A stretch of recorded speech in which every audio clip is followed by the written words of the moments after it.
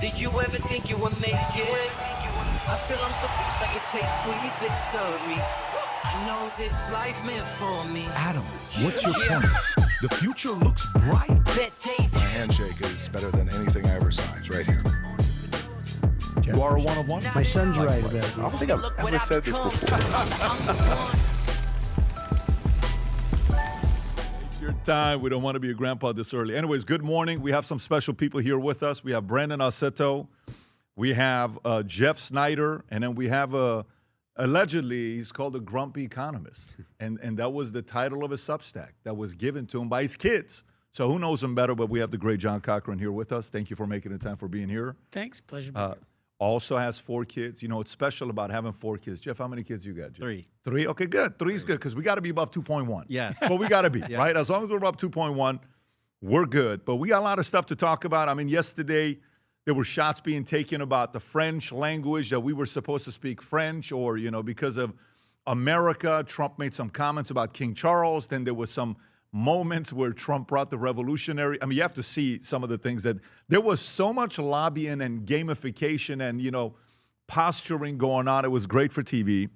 And then we saw a very, very special, monumental, emotional moment when we saw the House, Congress, Democrats getting up for a king. And it was such a great moment that no king's protest went out very quickly, where they stood up for a king that quickly. They were so enamored by king. Special moment. Then on top of that, you have this place, John, I don't know if you follow it or not, this place called UAE. They're kind of a big deal, okay? And they sell a lot of oil. They would like to sell more. Right now they sell about 3.5 to 5 million barrels a day. They don't want the limitations. They want to dictate their own prices. They decided to leave OPEC. And I think the day is going to be May 1st, if I'm not mistaken. So there's a lot of talks. They're not the first to leave. It's happened before. Qatar left in 2019. I think Ecuador left in 2022. Angola left in 24. Indonesia, I think, left, came back, left. They're kind of left now on what they're going to be doing. There's 13 members or something. And some people are saying, well, wait a minute. What does this have to do with NATO? Is this like the season 2 leave? Can somebody leave? You know, is that possible? Who knows? We'll talk about that. What is it going to do to oil prices? I know you have a lot of strong opinions on that as a senior fellow yourself and at the Hoover Institute at Stanford. And at the same time, you were former top professor, finance professor at University of Chicago Booth. And being in Stanford, the reason why that's important is because you're in an area where all these people want to tax these billionaires. I don't know what they're trying to tax these billionaires, and they got 1.5 million signatures yesterday, Snider. It's not a tax. It's not a tax. That's what they're calling it. Yeah. But they're saying it's tax. They're saying. Oh, they can call it whatever they want. It's a tax. Look, what did Sergey Brin say? It's socialism. But why wouldn't you want to help these poor people out?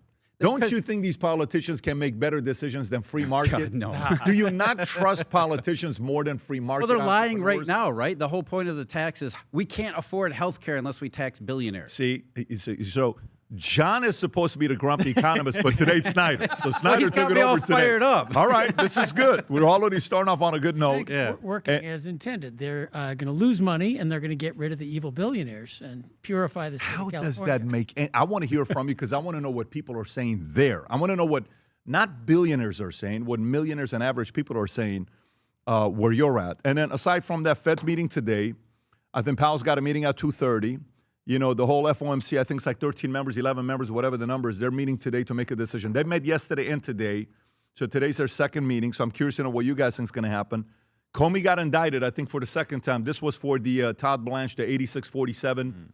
Took about a year, but they went after him. Who knows what's going to happen? Some people are saying this could actually turn into something. You know, but we'll see. We'll see what's going to happen there. We will talk about the billionaire tax. Sam Altman, right? Elon Musk. The stuff Elon said yesterday. I don't know if you guys read this. He flat out said, this guy's a liar. And so, yeah, we have Brandon. You said early this morning with your buddy that you never see, but you guys live together, Humberto, that, what's it called? That you think ChatGPT is going to be gone in 5 years. Done. So done in 5 years. That's a massive, statement to say, but I'm curious how you're going to defend your position. And so Sam Altman's been having a rough week, although, there was a lawsuit that didn't go through with his sister, which kind of maybe that's good news for him a little bit.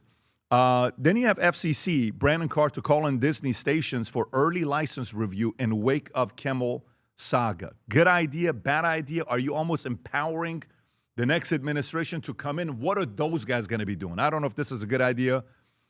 Short-term, long-term. Maybe it's a short-term thing because of what Kimmel said. Even Melania jumped in there and said a few words. I thought it was a dumb move by Jimmy, but it is what it is. Today I was watching the 2011 White House Correspondents' Dinner with, Seth Meyers, and I was watching Obama's speech.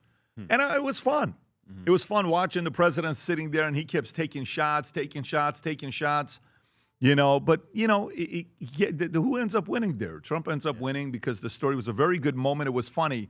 But to go and talk about, you know, expected widow, it's a little bit crossing the line. But we'll process it with you guys. Iran made their demands. They made 3 asks. They want the Strait of Hormuz to open back up. They want the blockade to be permanent, the ceasefire to be done. I thought Iran controlled the Strait of Hormuz. Well, that's what they're saying. What is it? We want them to open it and we control it at the same time? Jeff, don't you're pissing off some people, man. I mean, don't talk like that. You're gonna upset some of the people on what they're saying. But Trump is saying we're not having it. Like, yeah, why don't we do the lift the seas, lift the blockade, and then let's talk nuclear. Yeah, for sure. Let's do this, Jeff. Let's get together and sit down. Send them some money too. Send them some money to the $30 billion that's sitting in that account. Tariffs. I do want to go through tariffs because I know Johnny got a lot of thoughts on that. With U.S. tariff changes could raise deficit by 1.1 trillion. CBO chief says. I wonder what you think about that. And then we got a couple other things if we get into it. UAE officials warned they may be forced to use yuan or other currencies if they run low on dollars amid the Iran war. And then we got a couple other stories. Elon Musk said something very interesting. He says, you don't need to save for retirement. He says, don't worry about saving for retirement. You have no need for it. We got robots and all these other guys that are going to create so much economy that you'll be getting paid for the rest of your life without needing to work. So do you trust it? Musk says America 1,000% will go bankrupt due to debt. So I'm sure there's some thoughts there. Pawn shops are seeing something the stock market isn't, and as economists concerned, anytime the business of pawn shops is blowing up, you're in trouble, just so you know that. So anytime they're doing well, we got some problems, and then we got a few other stories. Hopefully we'll get into that. Having said that, for those of you guys that are small business owners or your executives, you got big plans for 2026.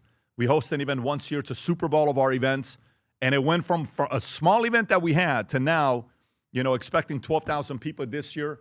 It's a phenomenal event to go to. Here's why. Rob, go ahead and play the clip. 23 years old, I've gone to 4 to 10 business conferences every year. It doesn't matter if it's a family conference, generational wealth conference, investment conference, where to invest your money, or raising your family, or even a revival church conference.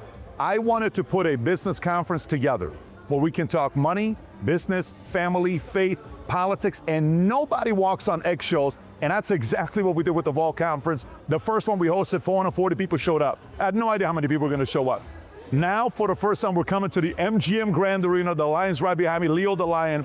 We're expecting 12,000 people, August 31st till September 3rd, to cover this manual, 296 pages. If you've never attended the Vault Conference, do yourself a favor. Bring your wife, bring your husband, bring your kids, bring your peers, bring your clients and business owners. I cannot wait to see you here at Las Vegas MGM Grand Arena for the first time at the Vault Conference. We'll see you here.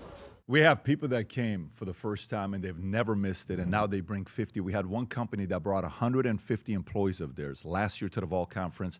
If you're somebody that wants, and we're about to make the announcement with speakers as well here pretty soon, click on the QR code, go on the link below. Or Rob, what's the website, by the way? TheVaultConference.com? Yes. At TheVaultConference.com. If you can go to it, my screen disappeared, Jake. If you can go to TheVaultConference.com, get yourself a ticket, your spouse, your business partners, your sales guys, and let's spend 4 days together in Las Vegas, August 31st through the 3rd of September. With that being said, let's get right into it. The first story I want to get into is UAE and OPEC. I think that's the top story, okay? So we hear the story yesterday. Everybody's like, wait, is this real? Yes. UAE to leave OPEC amid Hormuz oil crisis, a blow to Saudi Arabia. What do you mean? Is this really happening? Yes. In the middle of everything that's going on? Yes. So the UAE announced Tuesday that it would exit the Organization of the Petroleum Exporting Countries, or OPEC, along with wider group of partners known as OPEC, effective May 1st, in what could be a blow to control over prices by the group, long fed in practice by Saudi Arabia. The move reflects the UAE long-term strategic and economic vision, evolving energy profile, read an official statement carried by UAE State News as turmoil in the Strait of Hormuz continued to affect supply dynamics. Reports that the UAE would leave have circulated for years, and the country has had disagreements with Saudi over oil production quotas. President Trump has long criticized OPEC for its role in determining global oil prices, calling it a monopoly during his first term in office. Addressing the World Economic Forum in 2025, Trump urged OPEC countries to lower prices. Rob, do you have a clip on this or no? Because I see a yellow color here. It was just a news coverage from Reuters. Okay, so we're good with that. Jeff, where do you stand with the story? Why is this such a big deal? Well, it's a big deal because you got to go back to 2022, first of all. Where this really comes from is when OPEC announced in 2022 as oil prices came down off the top, OPEC decided they wanted $100 per barrel oil. They wanted that forever into the future, and they thought, well, okay, we'll cut some supply back and get oil prices to firm up, and then the global economy will pick up and will be $100 per barrel oil forever forward. Well, they made a huge mistake there because the economy never really came back, and oil prices were soft the entire time. So the UAE and all the other OPEC members were losing money for years, because they were trying to reduce production but maintain price, so revenues would largely normalize out and balance out. But instead, what ended up happening is with oil prices soften and pumping less oil, a lot of these Gulf states are in big trouble. Saudi Arabia is a big one. So the UAE is finally saying, look, we need to correct this mistake. You guys bet on the wrong horse here. And we don't want to be beholden to the Saudis for continuing to make these decisions, especially if they're going to go in the wrong direction. So UAE, which has always had a rivalry with Saudi Arabia to begin with, what they're saying is, look, this is it. This was the last straw. We're done. We don't want to be beholden to the OPEC cartel, who has all sorts of non-economic reasons for whatever decisions they make. We'd like to just pump more oil. We want more money flowing into the country. They say they can get $5 million. You can't blame them. That's what I'm saying. Not at all. So, I mean, what they're basically saying is we want to be more of a market-based system. We want to respond to market forces, not the political forces next door. John, where do you stand with this? Well, in the short term, the problem is not restricting output. The problem is getting the output out through the Straits of Hormuz. So this isn't going to make a huge difference in the short term. It's a longer-term question. And I get this 1970s feeling, like, get out the bell-bottom jeans and the long hair. Because when does OPEC matter? We got the U.S. we're the biggest oil exporter in the world. Russia, like them or not, they're a big oil exporter. Venezuela's coming back online. Anybody, the North Sea, everybody in the world who has some oil is drilling like crazy right now. So it's not clear to me that they have that much pricing power. 38%, though. 35 to 38% comes from OPEC. Yeah, of which a small fraction comes from the UAE. So, great. I'm all for more oil supply, but it's not going to stop the immediate problem. And it's going to be, a little bit less oligopoly in the long run. It's not clear how much. Who hurts this? Who is upset by this the most? Who does this impact the most? Saudis. In what way? Tell me in what way. It's politics, right? Yeah. This is not really about oil necessarily. I mean, yes, the UAE, like you said, this is a longer-term thing. So yes, the short-run disruption is the excuse to do it, but it's a longer-term political project. The UAE wants to run their economy the way they want to run their economy. They want the Saudi influence and the OPEC influence on what they're doing. Who does this benefit? Who does this help? The United States. Because of supplies coming to us. And Japan and Europe Sure. and China and the whole world. But I think on the whole world. political context, this helps the Trump administration because what they're basically saying is, look, there's more to this story. Yeah. There is much more to this story that we're not So getting. you think the Trump administration was involved in this? Phone calls were made, negotiations? It would be silly not to think that. I'm kind of with you there. Look, first of all, the UAE goes to Washington for IMF meetings a couple weeks ago. A couple days later, we hear UAE asked for a dollar swap line with the Treasury Department, really through the Federal Reserve. Right. But then suddenly, a couple days after that, UAE says, hey, guess what? We're out of OPEC. So there has to be financial guarantees. They had to have top-level discussions with the Trump administration saying, look, this Iran conflict, we're on your side here because we're getting hit more than Israel. Iran's our enemy. We need some security guarantees. We need some financial guarantees. We need some economic guarantees. And, oh, by the way, we also probably need a dollar swap line, too. And the Trump administration said, yeah, okay, we understand you're under pressure. We're here to help you, but what are you going to give us? Give us something, too. The UAE said, I'll give you an easy one. We'll get out of OPEC. We want to leave anyway. So it makes it the UAE is moving away from the Gulf regime or the status quo in the Gulf and move toward the more. And they were number 3, number 4, right? Number 1 is 3. Saudi. Number 2 is Iraq. Correct. Number 2, it used to be Iran. Number 3, and then UAE. But I think UAE passed up Iran by like 100,000 barrels a day, whatever the number is. And even on the OPEC list, I think Venezuela falls as number 7. So it's funny how U.S. has got the control with Venezuela that's on that list. And then you can kind of, now that you get UAE out, there's a lot of leverage here for them. Do you agree with Jeff's assessment on this? Yeah, well, we're deep into Middle East politics, which, you know, bring your rug negotiating skills. I kind of want the UAE and Saudi Arabia to get along. I'd like UAE, Saudi Arabia, and Israel to get along and be unified about Iran. So there's a lot of, what are they going to do about Yemen and stuff going on there? So, what a mess, but competition in oil markets is always good. Brandon.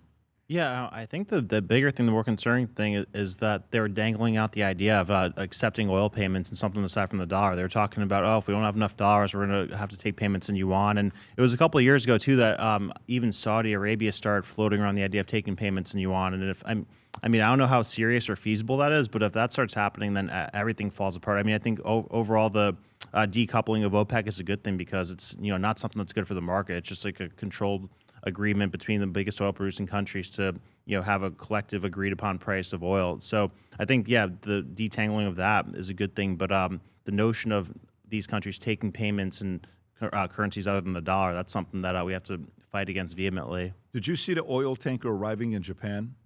Did you guys see that?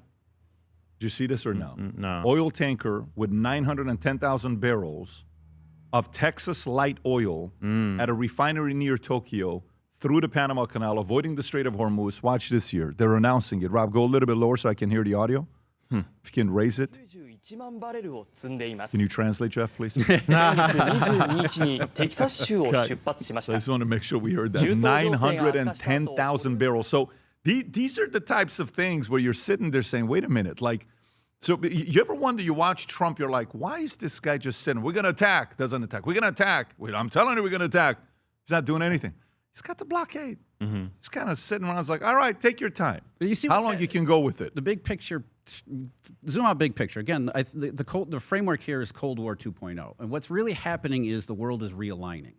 The world is realigning away from the, we had an alignment during the Cold War. It kind of went away in the 1990s and 2000s, and things got mixed up a little bit. But the world is now realigning, and the Trump administration, at the very least, is recognizing the dangers as well as the potential opportunities, and he's trying as hard as he possibly can to realign the world in a way that's more favorable to the United States. So, John, you're right. I mean, we'd love Saudi Arabia and the UAE to get along. I don't know if that's ever possible, but this is part of it. It's another chess piece on the board that says we need to break down some of the blocks that have been not necessarily against the United States in the past, but OPEC has been a thorn in the side for quite some time. Not tremendous, not huge, not a huge threat, but it has been a thorn in the side. So if you can break OPEC down into pieces and then realign some of those pieces that are more friendly to the U.S. national interest, that is a strategic goal that fits with the Cold War 2.0. Yeah, so that tanker actually is a wonderful visual of the great power of supply in economics and substitution, all these things we keep saying. If prices go up to $100 a barrel, all of a sudden there's a lot of oil lying around that can get rearranged to different places. It can't happen instantly, so you go through some months of pain. But basically, the Middle East is shutting itself out of the market in many ways.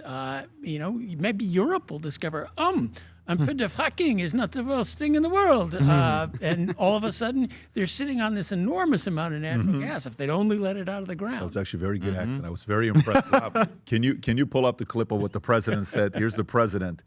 Because, they're talking about, we may need to use yuan, and we may use, and both Bessent and the president have some thoughts on this. Go ahead, Rob.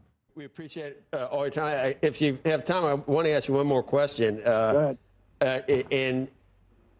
We have allies now in the Middle East. Maybe some are, we can maybe count on more than allies in other parts of the world. That's true. They're much better allies than NATO, that I can tell you. The UAE asking the U.S. for some type of financial lifeline. I don't know if it's a solvency problem. It's more of a liquidity problem. And I know we did, Secretary Bessent did something with Argentina that worked out. Is there some type of swap possible, currency swap with the UAE to help if they need it? And do you think there would be backlash because it's such a perceived to be such a wealthy country? Is that under consideration? It is, but it's been a good country. It's been a good ally of ours. And, these are unusual times. They were, more than anybody else, I mean, it was shocking because we thought that they'd shoot missiles at Israel, but not every other country in the area. And, UAE got hit with 1,400 missiles. Now, fortunately, they had the Patriots, and they had a great defense, and they were able to shoot down most of them. But they did get hit hard. They were hit the hardest of the group, actually. And they're really led by incredible people. And, yeah, I mean, I'm surprised because they are really rich.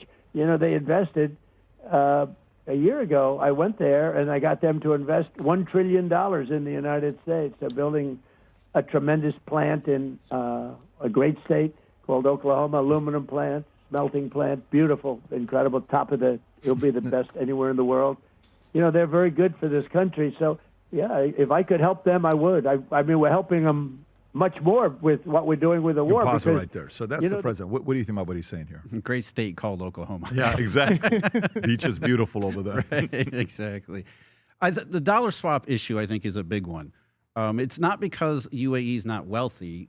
As John said, I mean, when you don't have oil coming in, you have no dollars coming in. And the UAE has a lot of dollar commitments through financial channels and other things. And if they don't have the oil revenue coming in, plus investors kind of get cold feet. The UAE, especially through Dubai and the Dubai International Financial District, whatever it's called, they have been turning themselves into an international monetary hub.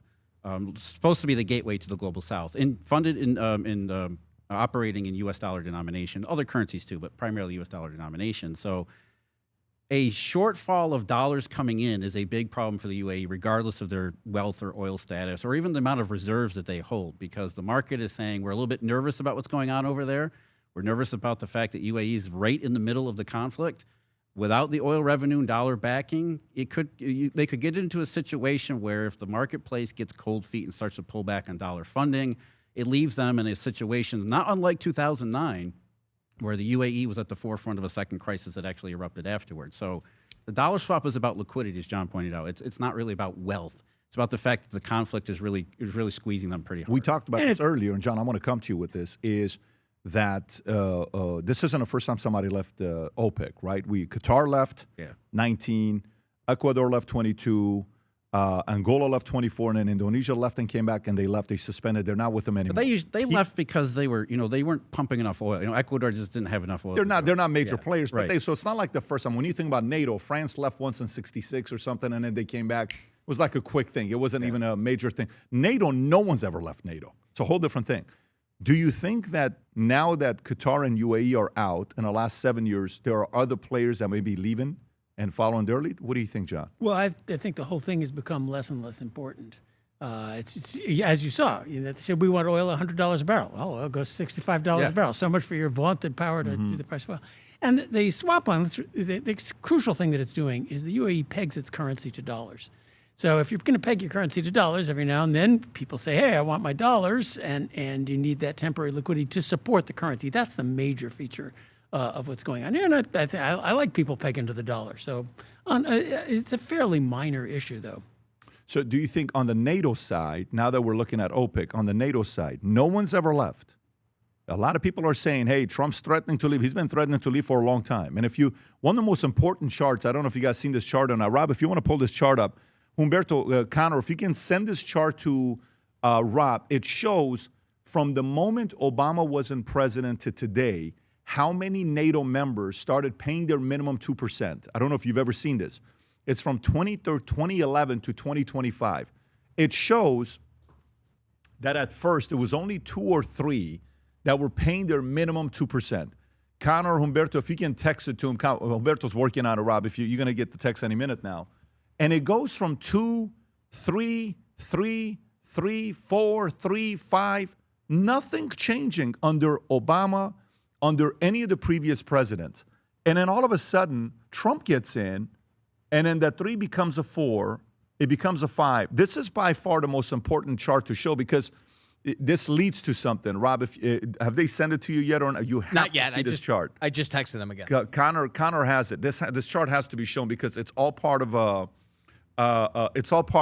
what it leads to. But then when you go into this chart, there's one thing Biden did in 23. If Biden did it or somebody else, who knows? In 23, they put something in law through Congress, I believe, that in order for U.S. to choose to leave NATO, you need 2/3 support from Senate. We've never had that before. They just did this 23. So imagine how much the Biden administration knew, or NATO knew, that, hey, if we're negotiating, we need help with Ukraine, give us money for Ukraine, support us. And at the same time, can you kind of put that thing in there that if U.S. chooses to leave, you need 2/3 Senate? So what happens if you got 2/3 Senate? You're not going to leave. Who the hell is going to get 2/3 Senate? Yeah, nobody. You're not going to be able to leave. So these guys either NATO knew that Trump would leave because he offered those threats to everybody publicly, or number two, U.S. kind of sat there and knew Trump's going to get elected. Either way, to me, the way I read it is the fact that, hey, we knew this guy's going to come back. If he does come back, we need to be protected. How are we protected? I don't know. This is the chart. Watch this. So in 2014, only 3 countries from NATO were paying. If you look at the bottom left blue, in 2014, only 3 were paying the minimum 2%. 15-3, 16-4, Trump comes in. Oh, shit, he's not calling out. Nobody pays their minimum. Trump's first term begins in 17, goes to 5. 18, 7. 19, 9. Then 11. Then he's out. Biden comes in. It drops. They're like, I don't need to really pay. 23 goes back to 11. Trump gets back in there. Look what happens. 23. And then 30 plus. So now 32 out of whatever the number is, they're not paying their minimum 2%. Spain, who is sitting there bitching and saying, well, you can't come use our military. I'm sorry, you can't do what? Well, you can. We pay 65, 67, 68% of all the, we spend $1 trillion on our military. You guys don't. Spain's all the way at the bottom of doing 1.1% their GDP, by the way, 1.2% their GDP. Yeah, where's that money going? But the point where I'm going with this is, do you think that gridlock was intentional to not allow Trump to be able to leave? Because now, how the hell is he going to leave? He can threaten all he wants. He can't leave because he needs Senate support. No, it explains so much, because we've been asking why, like, what gives NATO the audacity to do these things and to say, things are straight up against the Trump administration. But I had no idea that they slipped that in there. Oh, you didn't know that? Right. No. Can you pull up the bill? There's a bill that they passed. Humberto, can you send the bill here so we have it? Yeah, was it part of the bigger bill? So quietly. They did it so quietly that to do it now, apparently you need 2/3, 2/3 to pass, to leave. That's everything. So, like, where's his leverage come from? Where does the leverage come from? Where does the leverage come from? He almost has to get creative and find another way to, I guess, not give them money or not give them support instead of straight up leaving. But or you create parallel structures. You say, okay, we're stuck in NATO, but we'll start to create another alliance over here and just hope NATO kind of goes away. Right. Which, again, I think that's the intent here. Like the OPEC business in the UAE by itself is really not that significant. Its significance is it's an example of this realignment that's taking place. So if you're the Trump administration, you think NATO's worthless, but you can't get out of it. You got to try something else. You got to try to, like the peace conference or whatever that was, the kind of recreating the United Nations. The group of peaceful people coming in and doing what the United Nations is supposed to do. So you create parallel structures, which starts by demolishing some of the old alliances, some of the old structures, and Here it is. Organizations. It's called the Section 1250A, National Defense Authorization Act, fiscal for 2024 law, designed to prevent a president from unilaterally withdrawn from NATO. And by the way, you know who signed on it? Kane and Rubio, which is very interesting. Wow. It's very interesting. 2/3 on the bottom to withdraw from NATO. One of the following must happen. 2/3 of Senate has to approve it, or Congress passes a law authorizing withdrawal. I couldn't think of 2 more different people out there too. Tim Kaine and Marco Rubio. Yeah. Well, I think you guys are losing your minds. Tell us. Bring us As back I said, home. If you don't want to, you can just let something rot if you don't like it. But NATO's really important. And it's kind of sad that we have pissed off NATO and they're pissed off at us. Vladimir Putin had a lot to do with the Europeans starting to spend more money on defense, and they're realizing they need defense. Just spending money. Europe is really good at spending money down rat holes. What counts is military effectiveness, spending it in the right place. And that actually was even worse in Europe's case than the mere spending of money. So Putin's there. Europe's woken up that it needs to provide its defense. This is a good and great thing. These are our allies, our friends, the best democracies we got around the world, big trading partners. I don't know why you guys want to You're put a big naive, wall in there. John. You're naive. You're so sweet. You're part of the. I thought you were the grumpy economist. So you mean to tell me you don't want your commander-in-chief to have the ability to leave NATO, and NATO's afraid to make sure they stand up to our Absolutely challenges? not. I want the Senate and Congress. This is a major treaty, a major U.S. commitment. you support Wait, a major commitment of them to the U.S.? Yeah. I want to go back to the nice world where we had treaties that were ratified by the Senate and agreed to and lasted over multiple administrations. We don't go back to Trump's in, Biden's out, Trump's in, Gavin Newsom's out. That's a crazy way to run a country. But that's the world we live in. No, but wait a minute. I just want to qualify this. The world of rule by executive order that changes every 4 years. Let's. I'm not saying it's good. I'm just saying that's to be pragmatic and realistic. By the way, NATO is not that important anymore anyway. The focus needs to be on the Pacific. Careful, you can upset. No, It was a To false. him, NATO is very I important. told you, It it was got me built on fired a up. false concept in the But first go ahead, place. tell us what No, why NATO's not on, because originally should he be said OPEC is not important. You're saying NATO's not important. No, what we should be focusing on is Japan, Yeah. Philippines, Australia, Indonesia. It should be a NATO of the Pacific. That's where all the focus should be, because that's where the flashpoints are right now today. So you like NATO and you want another one out on the other side. No, what- I'm with you. I don't. No, that's the idea. Is what is NATO today? Is NATO today what it's supposed to be? It's supposed to. I mean, understand the Cold War framework of the pre-1980s or before the 1990s that NATO was essential. It was crucial. I think NATO just antagonized Russia, so I think NATO caused problems with Russia more than anything. Was Russia ever going to really proactively do something against Europe if NATO wasn't? I'm sorry. encroaching on That is Putin propaganda. We actually wanted to invite Russia to join NATO. We wanted Russia to join the civilized But world. that was and it back when almost George did. Bush looked into his eyes and saw Putin's soul, or whatever that No, was. that was actually when Bill Clinton looked Putin into wanted his to join eyes. NATO. Well, you know what happened with Bill. that's But do you where know what Bush happened got with Bill? But what happened? What happened though? Finish the story. we got Putin wanted to join. Which part of the story you want to Well, finish? but no. The part about Putin and Clinton are having a call, and he says, "Look, let's just finish this. I'll join NATO." And then Clinton's like, "Let me make a phone call." And then what happened? He called somebody. Nobody knows who he called. You know the story. Well, Putin turned out to be not the world's greatest Democrat and free marketer and all the rest of it. But Look, if Putin goes on the offensive and invades Poland, Estonia, Lithuania, you're going to be damn thankful you got a NATO to fight back, because you need that combined force, good structure. And NATO could have won in Ukraine in about a week if they'd felt like it. So then there's no danger of invading Poland. You see, Well, there wasn't a danger of invading Ukraine either until that actually happened. But I'm really curious, because you realize there's a complete audience that's against the narrative that you have of NATO. And I want to go a little bit deeper into this. So Putin says, listen, I don't want any problems with NATO. I'll join NATO. Calls Clinton, they're talking. Clinton says, you will? Yes, let me make a phone call. Makes a couple phone calls. Calls Putin back and says, look, I can't do anything, not right now, maybe later. So the guy is trying to talk to Clinton about trying to eliminate all war, and NATO members don't want him to be a part of it. Why wouldn't they want him to be part of NATO? Well, you got to join the club, a little bit of democracy before you join NATO. We're actually, NATO's a little unsure about Turkey. You want people on your side in NATO if you're going to have a joint military there. So it's too bad Russia developed the way it did into a dictatorship oligarchy. But you can't put Russia in NATO now.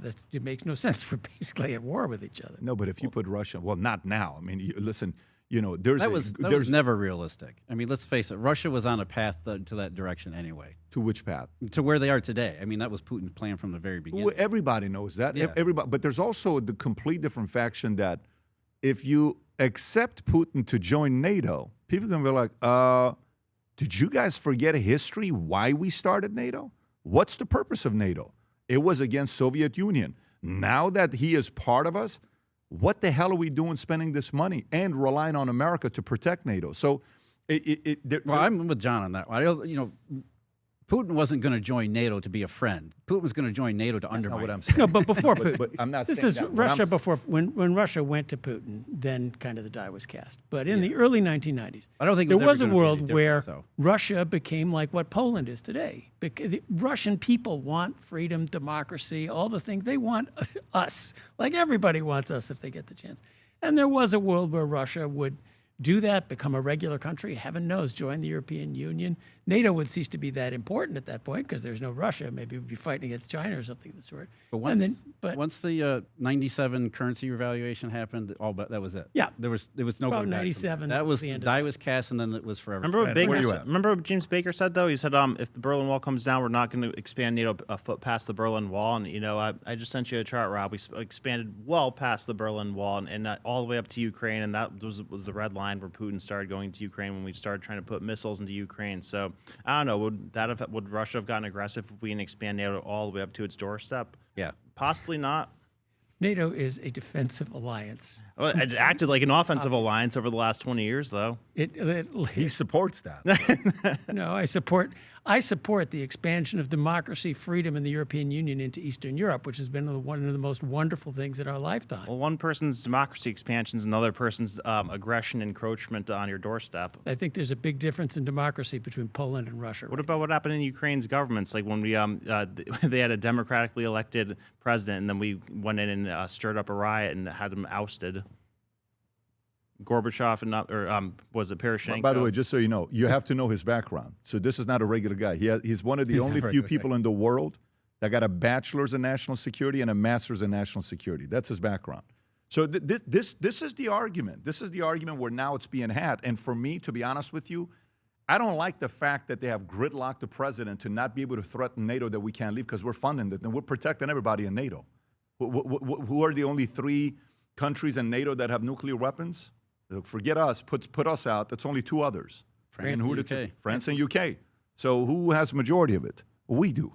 They're kind of pushing around their weight, and then when we need them, you don't want to be there for us? I have a problem with that. Well, it was kind of nice that we had control over the nuclear escalation, and Europe is now figuring out, well, but baby, Europe wants control of the nuclear escalation. Here's the problem in getting them to pay. The guy who picks up the bill chooses the restaurant.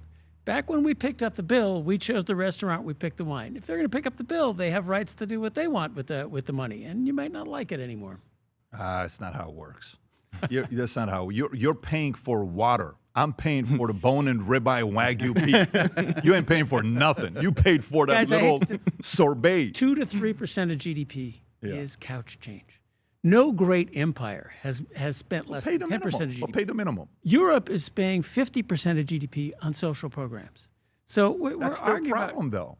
Yes, but 2 to 3% relative to 50%. No, but even there's in a the difference. U.S., 2 to 3%. Listen, everybody's got to pull their little red wagon, and if you don't, there's a negotiator that shows up and makes everybody uncomfortable. By the way, go back to that chart again, Rob. Go back to the chart.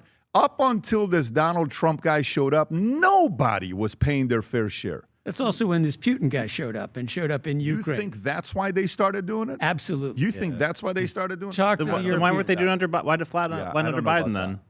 They took them about a year to get really serious about defense, and Europe is now woken up. But it flatlined under Biden. Yeah. And he was still invading. No. But this is good. This is good that there's differences here. I like it. Let me get to the next one. So now there's a meeting that happens at the White House with King Charles showing up. Okay. And what made this very interesting with the timing of it is there was a lot of shots fired at each other. It was fun. It was humor. It was comedy. They had a meeting together. Trump told some jokes. King Charles told some jokes. The president did something to make sure that we won the war that had to be there. But let's start off with, Rob, King Charles getting a standing ovation in Congress, something President Trump has a hard time doing, but he got it. And even President Trump commented on this afterwards. Go for it. Principles reiterated, often verbatim, in the American Bill of Rights of 1791. And those roots go even further back in history.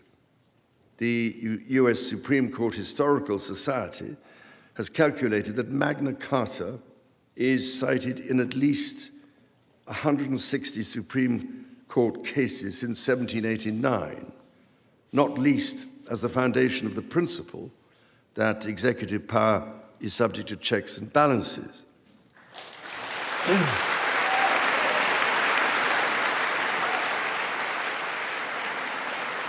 Chuck Schumer.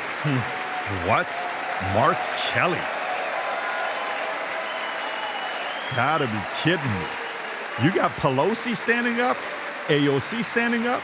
And Rob, I send a clip to you if you want to play this clip what the president said afterwards. President Trump brings up on how I just texted it to you right now. I think this is the clip. Check to see if it's just played. Let's see if it's the clip or not. He said this afterwards. Go ahead. And we welcome Their Majesties King Charles III and Queen Camilla of the United Kingdom to the White House. Very special place, very, very special. And I also want to, before we really begin, I want to congratulate Charles on having made a fantastic speech today at Congress. He got the Democrats to stand. I've never been able to do that. I couldn't believe it. I couldn't believe it. They liked him more than they've ever liked any Republican or Democrat, actually.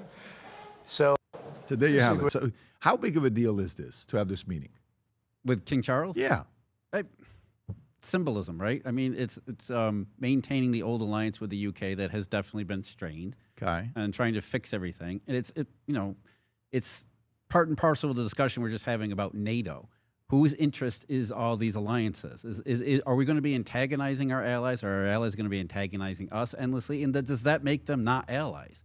And is there anything worth preserving as far as this, special friendship, or has it gone too far in the other direction? Does it even matter? I think it's one of those things where it's raising issues that need to be talked about. It's a symbolism. John. Well, as the UK is sort of falling apart, our relations aren't good with them. Relations should be better with them. That's nice.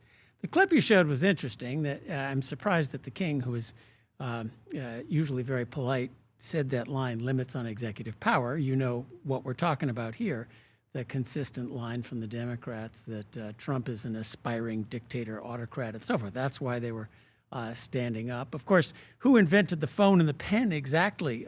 There's a lot of the imperial presidency to blame on both sides here.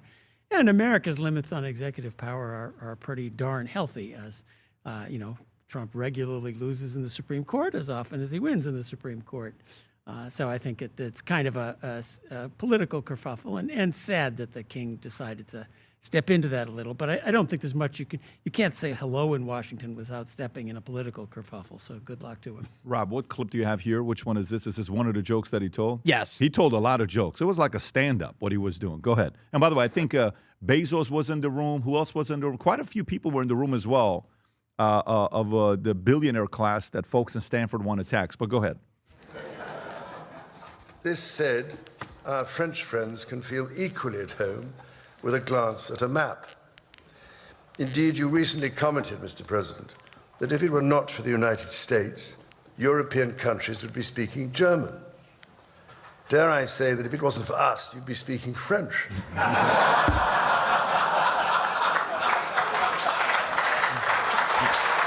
That's it. By the way, this clip went bonkers on X. This clip right here. Brandon, your thoughts?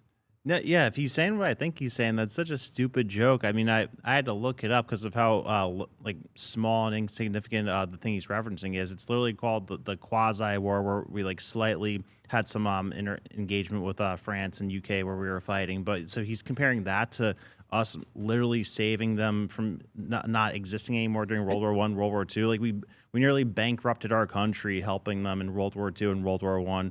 So to compare those two things, it's crazy, and it's not even on the same playing field. I think he's referring to the French and Indian Wars, in which George Washington fought on the side of the British, and in fact, there was a big issue about how much of the continent would be run by us versus France. Compared to World War II, though, I mean, come on, man. Oh, no. It was not World War II size. Come on, it's an after-dinner speech. Give the guy a break. Yeah. What I find most funny about this, of course, is that the Democrats, who are the No Kings set and Trump autocrat and so forth, they love British royalty. They all tune into PBS for Downton Abbey. There's nothing they like more than the aristocracy. Yep.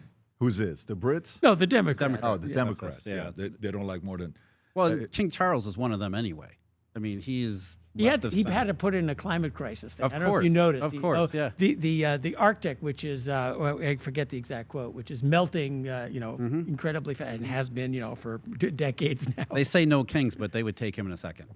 Yeah, this is the beautiful part. How much of this is let me just expose their hypocrisy. What's that one clip that went viral with the president showing that we won the war. Is this the one? Which one is that, Rob? What's the one you have right there? So the two I have is Trump talking about his mother loving King Charles. Oh, this is funny. Aren't they cousins or something? I heard Yeah, there's some kind of. And this is the one, how long they were married, and he looks at his wife and says, "This will never." I also have that. That's a separate clip, but they're back to back. Okay, go ahead, Rob. Let's have some My fun mother, I just see it so clearly. She loved, and I told the king this, she loved the royal family, and she loved the queen. And anytime the queen was involved in a ceremony or anything, my mother would be glued to the television, and she'd say, "Look, Donald, look how beautiful that is." She really did love the family, but I also remember her saying very clearly, "Charles, look, young Charles, he's so cute." My mother. My mother had a crush on Charles. Can you believe it? It's so amazing funny. how, I wonder what she's thinking right now. I can't believe you told him that. Yeah, is this the one about marriage? Yep. This one's funny. Go ahead, Rob. She came to America at 19, met my incredible father. We loved him so much. We all loved him. We loved her. We loved him. Fred, and they were married for 63 years. And excuse me if you don't mind. That's a record we won't be able to match, darling. I'm sorry. Just not going to work out that way. We'll do well, but we're not going to do that well. 63 years. And What do you think about it? What do you think about his humor? What do you think about the stuff that he's saying? You know, the jokes. It's he funny looks how like he's having fun. He's That's the point. in the right? middle of a war, and he's having this much That's fun the right now. point. It's, Yeah. you know, it's why did FDR connect to people? It's he connecting with people. Yeah. He's connecting with. There's a political purpose behind Yeah. this. Who was it that used to say that George Bush never said nuclear? It was an act. He was trying to make himself more relatable. So politicians, that's what they have to do, especially when you're trying to do big things. You got to connect with people. So he's connecting with people, and the thing is, like Bill Clinton, Trump is really good at it. Yeah. And because he's really good at it, that's where a lot of his power comes from. Yeah. I don't know if he's as good as Biden, though. Biden was on a whole different level. His ability That was to a connect- different game. Yeah. It was very unique ability he had. So, all right, let's get to next story here. Next story. Trump skeptical of Iran's Strait of Hormuz proposal. Now, we saw it. We've all seen it. They asked for 3 different things. Those 3 things are, you know, lift the sanctions, open a blockade, and then let's talk nuclear, right? There's a clip on this as well. President Trump and his national security team are skeptical of Iran's offer of a deal that would see the Strait of Hormuz open. Discussions about nuclear work tabled. U.S. officials said Trump had discussions with aides Monday morning about the offer. While he didn't reject it outright, officials said Trump sounded notes about Iran not dealing in good faith or being willing to meet his key demands, ending nuclear enrichment, and vowing never to make a nuclear weapon. They didn't agree with that. What's this, Rob, here? Is this... This is MS Now reporting on that. Okay, go for it. President Trump appears unlikely to accept Iran's latest proposal to end the war. Tehran's offer includes reopening the Strait of Hormuz while requiring the U.S. to lift its naval blockade of Iranian ports and setting aside questions about the country's nuclear program for later negotiations. The New York Times cites multiple people briefed on discussions in the White House Situation Room yesterday who say the president has told advisors he is not satisfied with that proposal. The paper goes on to report it is not clear precisely why Trump is skeptical of the offer, but he has repeatedly insisted that Iran cannot have nuclear weapons. That is a sentiment Secretary of State Marco Rubio echoed. While we're looking at that, Trump warns Iran better get smart soon as he weighs military options over Strait of Hormuz. He's been saying this nonstop, and Trump tells aides to prepare for extended blockade of Iran in a Wall Street Journal article that came out, causing oil prices to jump to $115 after reports of extended Iran blockade. So what do you think is happening here, Jeff? Well, did she really say it's not clear why he rejected the proposal? Did she really say that with a straight Are you face? surprised that she would say No, such a thing? I know. Look, this is a game of chicken. It's been a game of chicken from the very beginning.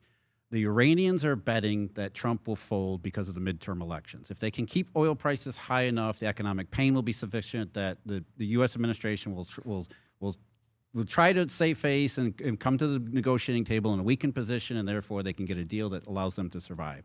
That's all this has been. What Trump has done repeatedly is say, look, I am willing to take the short-run pain. I know this is going to be bad. I know and the longer it goes, the worse it's going to get. But the long-run strategic goal here is worth the short-run pain. And so everybody keeps underestimating the strategy here. And we've talked about this before. You know, how the Trump administration has behaved very differently. They started with Panama. They went to Venezuela. They've got Cuba. There is a strategic goal here. And they have shown, first of all, that they're willing to go past lines that people had thought they were, you know, you don't take out Venezuela's leader. You don't do that. They have shown a resolve to be able to do things that nobody else does. And they've also shown here that they're willing to take this as far as it needs to go. We'll sacrifice the midterms if we have to in order, because this is worth it. This is one of those things that you don't negotiate. This is not something you can just set aside. Iran cannot have a nuclear weapon. That's it. John. That's the starting point. Well, we'll see if that works. You're right. That's where we're trying to strangle Iran with the blockade. They're trying to strangle us with the Straits of Hormuz, and see who blinks. The capacity of a dictatorship like that to withstand economic pain is something we might have been misestimating. You know, North Korea, Cuba, Venezuela were able to inflict enormous pain on their citizens and stay in power as long as they're ruthless about doing it. I think we forget we are not here negotiating a treaty with the United Kingdom. Mm-hmm. We're negotiating with the IRGC, basically a criminal gang that's taken over the country. Who knows actually who we're negotiating with? You know, is the Supreme Ayatollah even alive, or is it AI creation at this point? Promises from Iran, vows to never create a nuclear weapon for the next 20 years. These guys want to know if they're going to wake up tomorrow morning. Yeah. So that whole business just seems kind of silly that's what we're negotiating about. Well, that's another we point need too, to John, reopen right? the straits, Yeah, and we're unwilling to do it with We're unwilling to do what we could reopen them in a week if we wanted to, but it would take a military commitment we don't want to do. Now, something you just said is really important: is that you're not negotiating with the United Kingdom. One of the reasons why is that for the Iranians, at least the Iranian regime or what's left of it, this is a war of survival. There is no tomorrow. If they lose this, I mean, it's very likely they're going to be hauled up into the streets. So, you know, why don't they just say, sure, we'll give up the nukes? Right. Because they can't make nukes anyway. Right. If they try to move anything, these Israelis will pound a taxi cab going down central to Iran. Well, I think it's a public relations thing for them to say we're still going after the nukes. Now, just like they keep saying that, you know, they got all these ships going through the blockade. And Abbas Araghchi, who was the main negotiator, went out there, met with Putin. Putin made it very clear we have each other's back. Okay, so that was he went to Pakistan, Islamabad first, and went to Oman, then went to met with Putin, and they had a public meeting, and Russia said, hey, we're supportive, our relationships are strong. So that was a statement. Is this it, Rob, that we have? Go ahead. See how courageously and heroically the people of Iran is fighting for their independence, for their sovereignty. This is obviously optics. You want to show to say we're on the same page, okay, as we're going through this. Rubio says the Iranians are serious about making a deal to get themselves out of the mess they're in. So Rubio's saying one thing. Trump is saying something else. Okay, you got Frederick March saying the U.S. was humiliated by Iran. So everyone's saying their own thing. This is it, Rob. Go ahead and play this clip. They let them travel to Islamabad and then leave again without any result. A whole nation is being humiliated by the Iranian leadership, especially by these so-called revolutionary guards. And in that respect, they let... Yeah, so Brandon, where are you at with this? That's why they call it the fog of war, because everybody has a completely, you know, if you listen to somebody from that side, somebody from our side, you'd think a completely different thing's going on. But yeah, no, fact of the matter is that, dealing with a ruthless regime like that, we don't even know who's in charge anymore. But you have to take it all the way at this point. You have to be as ruthless as possible in return, because they only respond to one thing, and that's strength. And, you know, we're not going to have anything amicable happen. It's not going to be a negotiated thing. It's going to be like a brute force, savage outcome where we have to, be kind of ruthless. So John is saying... So Brandon, would you go... You were a little bit pacifist earlier. If you want to open the straits by force... Yeah, the U.S. can do it. There's never been an overwhelming match. Well, it's going to take boots on the ground. There's no way to do it without the possibility of boots on the ground. To open the strait? Casualty. Absolutely, yes. No, well, the strait's open, though. I think the problem with the strait is that the ships won't, the insurers won't insure ships going through because you still have the threat of drones hitting ships. Exactly. The U.S. has to remove that threat, which the U.S. could do if we wanted to. But that threat could come from anywhere, though, which I think is the problem. It's like the chance of that happening is why they won't get insured. So how would the U.S. go about removing that threat? It's not going to come from Saudi Arabia.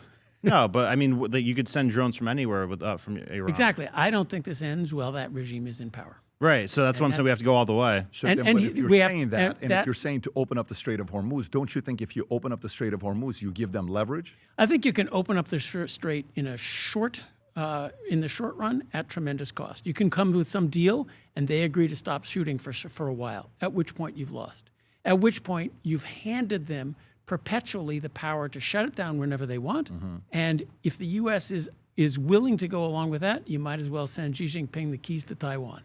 Yeah, we can't have that. We can't give them the power to shut it down. Whenever. So we are actually we're on the edge of a no way out. The U.S., I think, and you think, cannot just give in, have a short run deal. They stop shooting for a little while. We get through the midterms. No, because then we have lost strategically a tremendous amount. They can't give in either, because they want to get up the next morning, and they are willing to murder their people in enormous quantities in order to stop anything that comes up because of the economy. So there's a scenario here where, once all the oil tankers that are on the sea have reached port, the oil situation gets really bad for the rest of the world, not so bad for the U.S. because we make it, and things are really tough all around. There is no short-run solution here. This isn't. I think you're right. We're in a place where it's an either-or. Either we go all the way or we stop short and the U.S. loses and they don't achieve their objectives. And I think, again, going back to the framework here, the Trump administration has said, we realize this. We're gonna tolerate the short-run pain to achieve our long-run goals. What they're betting is that they can break the Iranians before. But can you achieve that goal with the IRGC, which is the government of Iran, still in power? I mean, what I love about the administration, the goal, though. They have pushed all of our enemies to the 5-yard line. The Venezuelans, the Cubans, the Iranians, nobody, we were stuck on our own 30-yard line and just sitting around in an eternal huddle for 20 years. So they just, but there's no points till you get to the goal. Right. So, I mean, yeah, there's a tremendous argument whether they can execute the plan, but I think that's the plan. There's not going to be a short run, hey, let's get the Hormuz thing open and we'll negotiate later. This is either or. Either the Iranians break or we leave. Yeah, and the tough part is that there's the absence of a rebel group and there's an absence of a clear next leader in the country, which is normally something you have. You know who the leader is today? Pull up the guy I sent you. That's their guy today. Forget about Khamenei. This is the guy. This is their commander-in-chief of IRGC right now, appointed March 1st. Just so you know his background a little bit, he previously served as a deputy commander of IRGC, and then he took over. Argentina's highest court formally charged him in 1994 attack on the AMIA Jewish Community Center in Buenos Aires. Argentina issued an no. This is who we're negotiating with, okay? Vahidi is considered a regime hardliner. He publicly warned Iranian women that security forces would punish those breaking the rules with respect to hijab compliance. So imagine what kind of a player you have that you're negotiating with. This is the commander-in-chief. Now, go to the Wall Street Journal story that came out 2-3 hours ago, Rob, this morning, with how the economy is impacting the people. 25 million people or so in Iran work. 1 million directly lost their job. Another million indirectly lost their jobs. Inflation is up 67%. The price of meat right now, I think a pound of it right now, if you go a little bit lower, is $3.60. Not a pound. I'm sorry. If you go a little bit lower, $3.60 an ounce, if I'm not mistaken. Pound. Yeah, $3.60 a pound. Beyond the reach of most in country where the minimum wage is $130 a month. Iran's national security, look at the number. 1.8 million rial to the dollar. The people are getting destroyed. The people of Iran, the average day-to-day people are getting destroyed. And while you're reading this, a story comes out, which this may be the biggest story, and I want to come to you guys. Trump says Iran has days left before it's forced to halt oil production, okay? Now, others say it could go for another 2 months. 2 months puts us where? July 1st, right? May 1st? Yeah. Right, July 1st is 2 months. World Cup starts when? June. Can you find out when the World Cup starts? I don't know when the World Cup starts, but it starts in the next. And this story, as you read it, it says President Trump's mid-April blockade of Strait of Hormuz is largely about forcing Iran's oil industry to confront a shut-in date when its oil storage capabilities exhausted and production literally stops. That would be a dramatic economic development for Iran, as oil wells are difficult to restart and there's a risk of permanent damage. The White House's logic is that Iranian economy will be under such strain that the political leadership will accept a deal that Trump can announce. The problem is that few know that deadline will hit, and estimates vary considerably. Bremer own group has suggested that Iran might have about a month's time to hold out. Others suggest that things will come to a head earlier in May. Still others have suggested June is a possibility. Trump, as is his wont, offered the most dramatic take when the Fox was told that they only have about 3 days left. I don't know if it's 3 days. So you're playing this game, saying how much time they have. They just went to Russia. God knows what promises were made behind closed doors. Gas prices in America, when you look at it right now, national average is $4.23. It's up 33.6%, okay? National average is $5.43 for diesel, up 50%. You know, you already look at the stats with economy, some of the stuff, you know, first-time buyers right now, it's only 26% of purchases. Historically, it's been around 40% historically, average age 36. So economy isn't the best today. To put this even a little bit more on them, it's putting too much pressure. So who's going to be able to manage that pressure more? It's what it's going to come down to. Jeff, your thoughts on this? Yeah, again, it's a game of chicken. The U.S. economy is not good, and historically, oil shocks lead to recessions. It's just how it goes. Trump knows that. This is not a surprise to them. They've been planning for it. I don't think there's any set schedule. I know they started out and say, hey, we'll get this done in 6 weeks, but that was just for public consumption. I don't think it was a realistic target. And we talked about that, you know, back then. It was going to take longer than 6 weeks. We all knew that was the case. They know that's the case. So what they're really trying to do is they're betting that the damage that they're inflicting on Iran will be so substantial that they don't have to negotiate with the IRGC guy because somebody else will take care of him. The pressure on the Iranian population, there'll be a popular uprising or some other faction will take control. It's the strategic calculus here is the United States plus all these other groups against the IRGC. And so how much ability does the IRGC have to withstand all of these consistent pressures all over the place? We don't know. Nobody knows. Maybe they have an idea. Maybe they think they have an idea, but we have no clue. But that's the strategy that's going into it. We're not talking about that anymore. We're talking about, want them to make a deal because of the pain. And there, I think, you look at I don't think they're trying to make a deal. How many people did Mao starve? How many people did Stalin starve? How many people did North Koreans starve? They are immune to economic pain. Unless somebody else, maybe the regular army, somebody says uprising. There has to be an uprising. They're not making a deal with the IRGC. That's what I'm saying. That was never the option. The option here is, I've been saying from the beginning, is regime collapse. I agree entirely, but that's not what we're hearing out of Washington right now. No, they're not going to say that, though. I mean, nobody in the Trump administration is going to say that we can't negotiate with these people because they're fanatics. What they're going to say is, like they said before, they're going to bring the public along slowly. First, they say we're going to have this wrapped up in 6 weeks. Oh, then we're going to do a ceasefire, and then we'll wrap it up. They're going to string along the idea of a deal, but I don't think that's their realistic goal. There's no midterm elections in Iran. The thing that makes it tough, though, is that the IRGC has guns and the people of the country don't have guns. So regime collapse, you have to have one side having guns as well. Well, historically, what makes a population rise up and get guns? A rebel group? Starvation. Yeah, but wouldn't you say a rebel group typically exists with the help of an intelligence agency in situations Not necessarily. I think in Iran, the hope is that the regular army, they have guns. The other way regimes collapse. Like 30% of them are IRGC in the regular army. Yeah. The other way regimes collapse is the people with the guns realize this is completely rotten. I can't do this anymore. That's how the Soviet Union collapsed. They soldiers refused to fire. Right. And which percentage of the army is like religious zealots and which ones aren't? That's a part of the question too. In terms of U.S. economy having trouble, I think we're due for a good recession. Let some inflation die down a little bit. So I think that's fine aside from the midterms. Except we're going to get stagflation. Welcome to your 1979. I was there. It was not fun. I know. Well, look, the midterm election. I think they realize they've lost the midterm. So the midterms isn't even a calculation here. This is the long-term goals here. Again, short-term pain, long-term. I don't know about that. I don't know about that. When I speak, you're not dealing with a guy that throws in the towel that quickly. You're not dealing with them. You're dealing about Trump? You're dealing with a guy that thinks he can turn anything around. He is wired in a very different way than the average person tries to understand him, in my opinion. Now, having said that, you know how quickly we were talking about everything was Epstein, story went away. Everything is Iran, story goes on. Everything is World Cup. We move so quickly. The average person moves on so quickly that it's like, you know when somebody attacks you and you're maybe a newer influencer.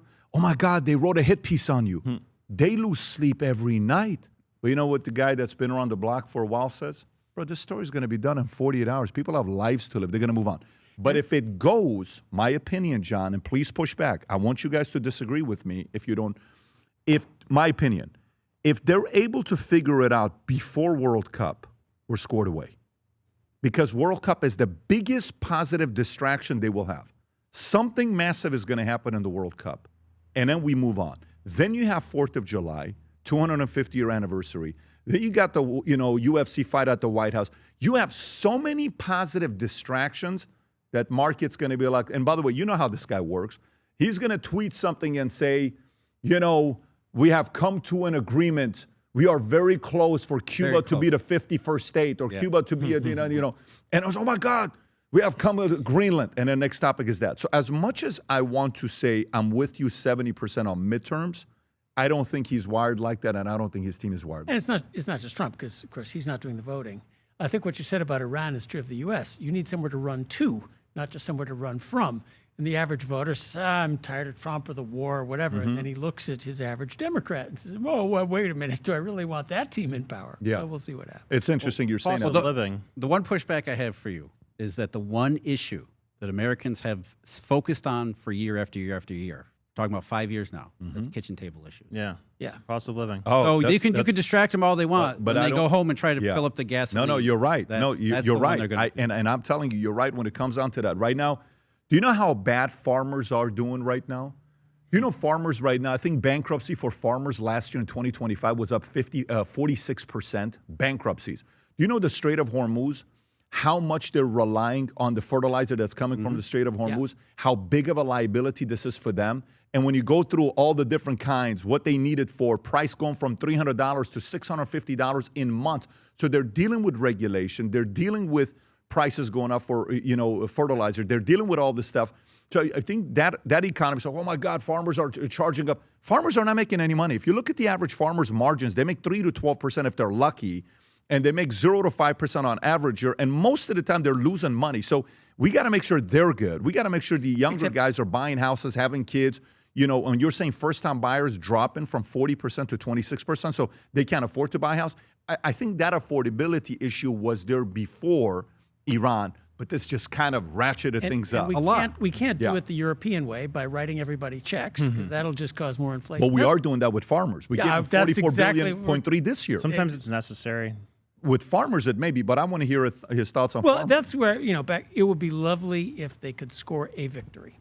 If Venezuela would actually have a change of regime, if Cuba would have a change of regime, if Iran would have a change of regime, that would be, hey, we actually notched one big victory. Otherwise, yes, you and I, we say, in the long run, this is a good thing for the U.S. strategically, but at some point you want to win a political goal. Though. That's massive. If they do flip Iran.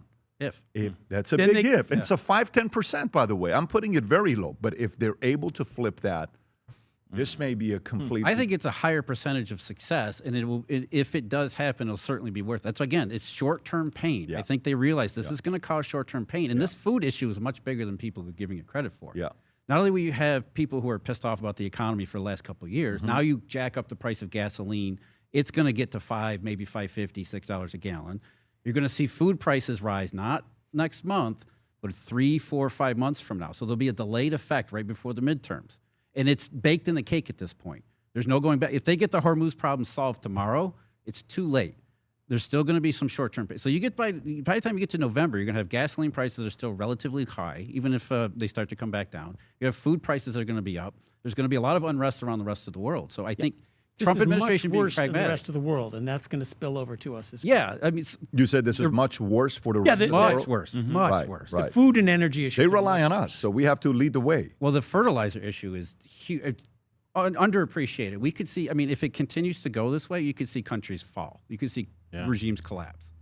That's the real downside scenario. Oh my God! When you look at the data of how bad it's impacting farmers, it's you don't just 10 years. This year we're committing to $44.3 billion to farmers because less than 9% of farmers are under the age of 35, which means young guys are now growing up saying, I want to be a farmer. Everybody's above 35.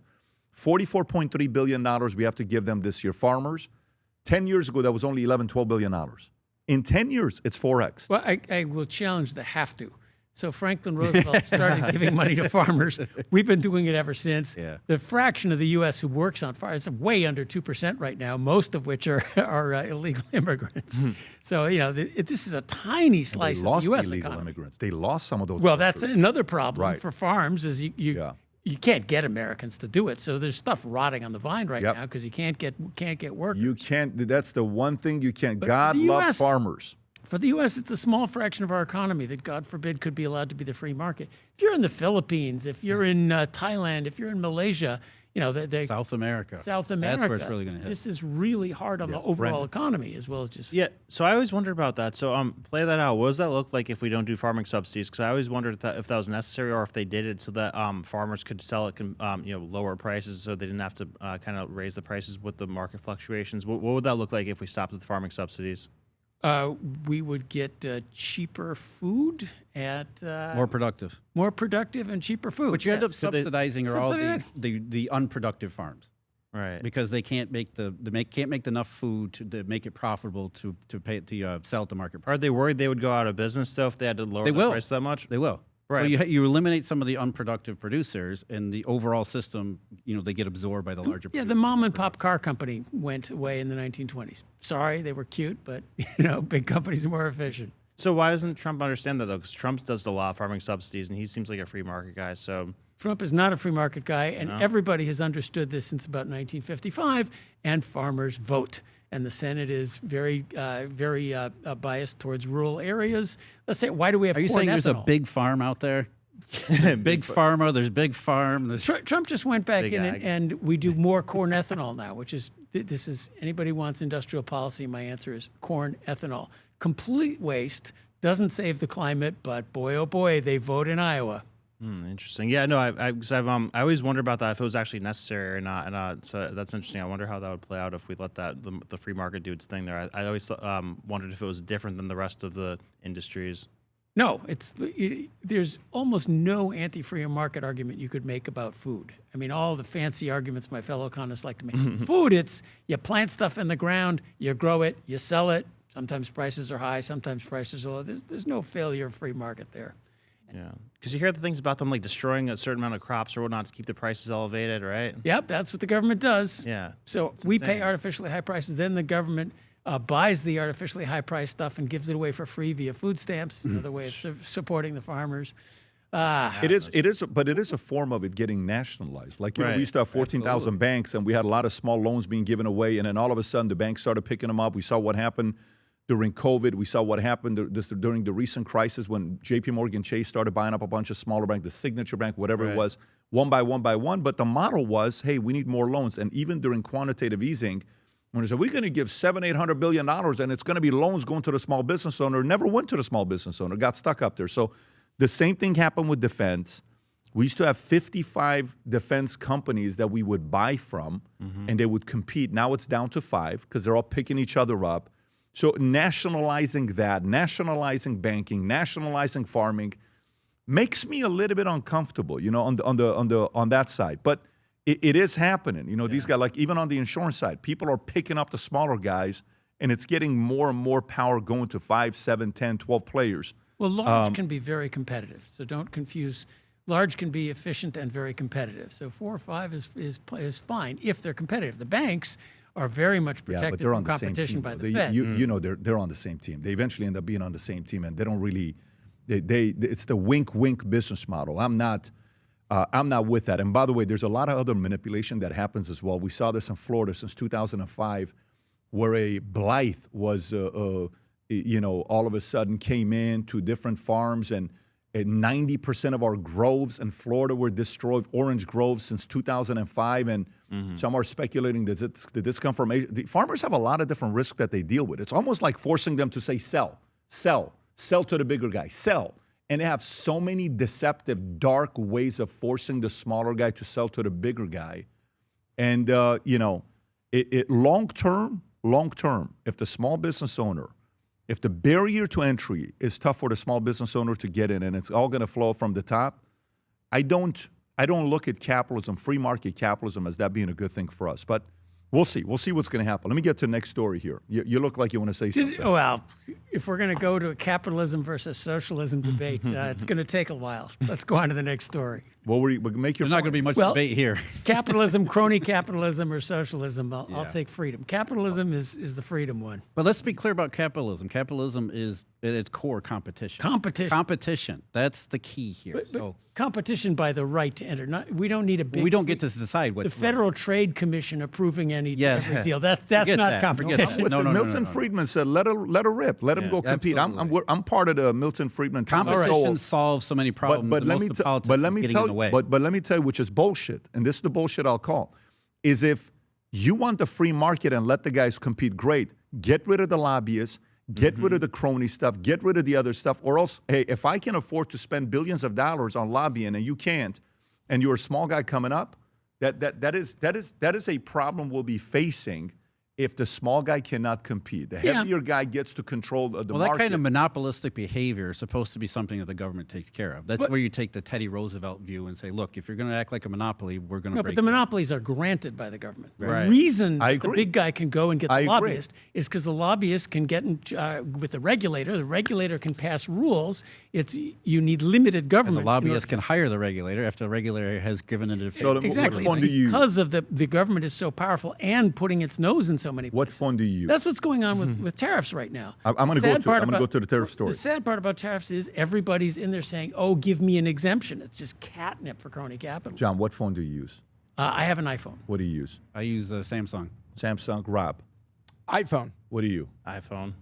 I'm an iPhone. So this is what? 4 out of 5? Is it 4 out of 5? 4 out of 5 is Apple. Okay, if I were to ask the guys over there, Apple's what percentage of U.S. users iPhones? It's 57%, 55%. It is a better product. I disagree. But by the way, there's also They're two darn good products which compete like crazy, even though there's only two. What are monopoly laws in America? 50%. Well, wait a minute. They're at 55%. So I don't even know if we're implementing the monopoly laws that we have in America. We're not. No. So you said monopolies are granted. The monopoly law is not about size. So it's just size of the market. It's supposed to be about. It used to be about consumer welfare. Can we prove that you're hurting consumers by raising prices? That was the standard. Or restricting other competition. Anti-competitive. What used to be a big part of the mandate was, are you engaging in anti-competitive practices, which everything John just said could be categorized as anti-competitive. It's kind of subjective. Monopolies are granted largely by the government looking the other way. That's what I'm saying. Yeah, when he said the word granted, I agree. So you're allowing this monopoly to be there, and I'm going to look away. The teachers union has a monopoly, and that's because nobody can enter unless in a given market. That's a government-granted monopoly. Yeah, I mean banks. You have to have a charter in order to become a bank. Okay. Let's go to the story. So you said tariffs. U.S. tariff charges could raise deficits by $1.1 trillion, CBO officials say. Rob, is this the clip? Yes, sir. 22 minutes? Well, Rob? he gets to it right in the beginning. Go ahead. Go ahead, Rob. Let people know where we started here with your report before the changes arrived. A federal budget deficit projected to be $1.9 trillion in 2026, rising to $3.1 trillion by 2036. Debt held by the public growing from 101% of GDP to 120% in that period of time. So take away some, if not all, of the tariffs, those numbers get better. Add the war in Iran, it could be a wash. Do you have any way of thinking about this now? Yeah, so we could do some of that arithmetic. So the deficit over 10 years would be about $1.1 trillion higher because of the net of the Supreme Court taking away some tariffs, the administration putting back some. The challenge is that the administration has a lot of authority to impose new tariffs and to change them around. So we haven't gotten to a point at which we're comfortable making that kind of long-term projection. And to create more debt while we're at it. So, John, do you agree with him? About what? About what he's saying there. So meaning that the administration still has the power to impose new tariffs, even though, the Supreme Court ruled against it. U.S. can still use it as true. The U.S. Supreme Court ruled against the emergency tariffs. I forget the number of the section, but the Congress has delegated so much tariff imposition authority to the administration. So there's about 5 different laws, and they're patiently working their ways through those procedures to put tariffs back in again. Yeah, I think that's not really the issue. Really, the issue is about the deficit itself. I mean, let's not get distracted on the tariffs.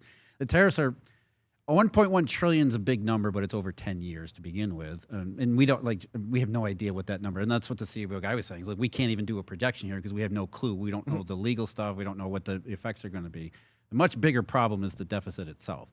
The fact that it's as ridiculous as it is, and it's only going to get bigger. That's the problem. And tariffs are very small as far as revenue. So tariffs are an answer in search of a question. One of those questions was, we'll raise revenue, because the federal government did raise almost all its revenue from tariffs back in the 19th century.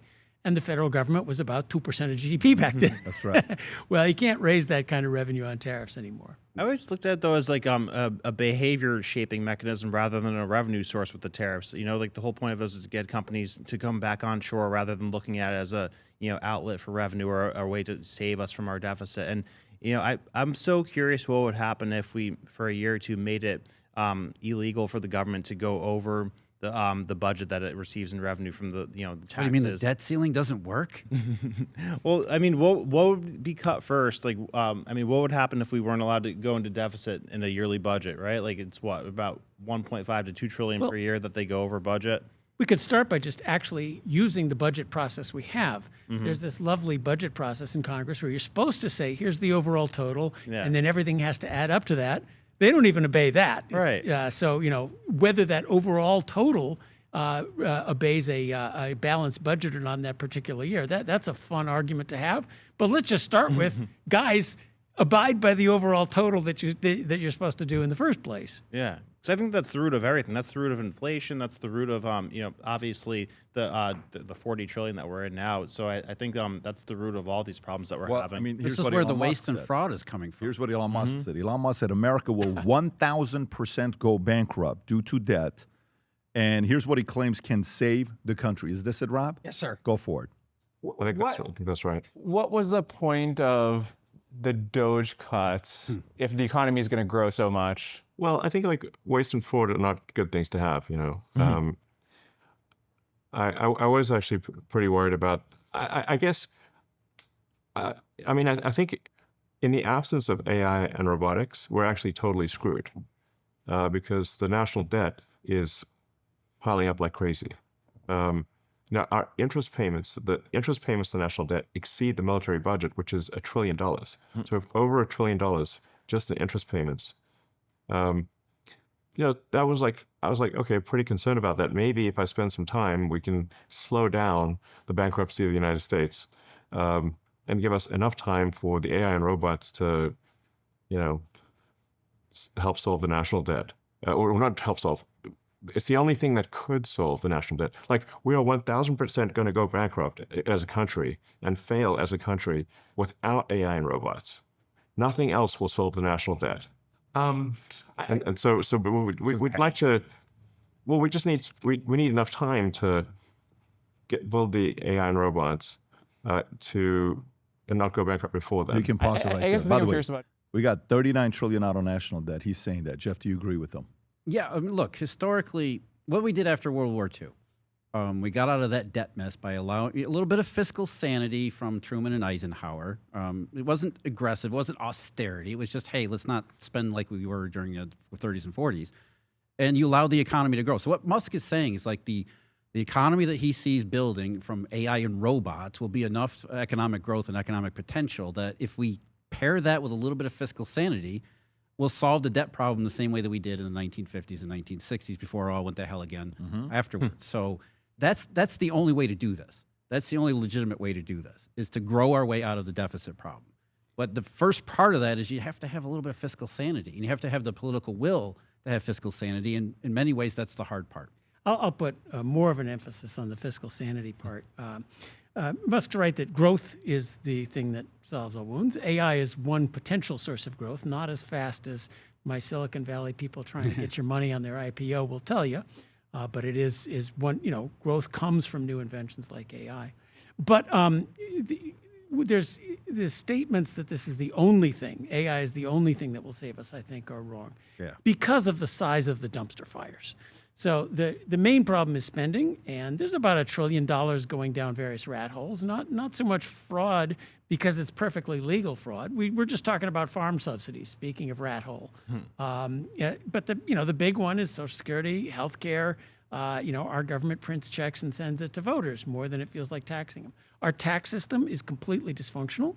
So it is designed to raise as little money as possible at the highest possible marginal rates. It needs the opposite. So, a 1986 style tax reform, or heaven forbid, put in a consumption tax instead of the income tax, all straightforward, money would roll in. And let's fix the dumpster fires of our growth, not just hope for AI. Let me introduce you to the California high-speed train example. You Can you do that? I mean, it doesn't can't- exist, right? You can't, exactly. You cannot build anything in the U.S. anymore, which, actually I'm progressive Democrats have figured out I can't hook up my windmills to the power grid. It takes 15 years to get the permits. Maybe something's wrong here.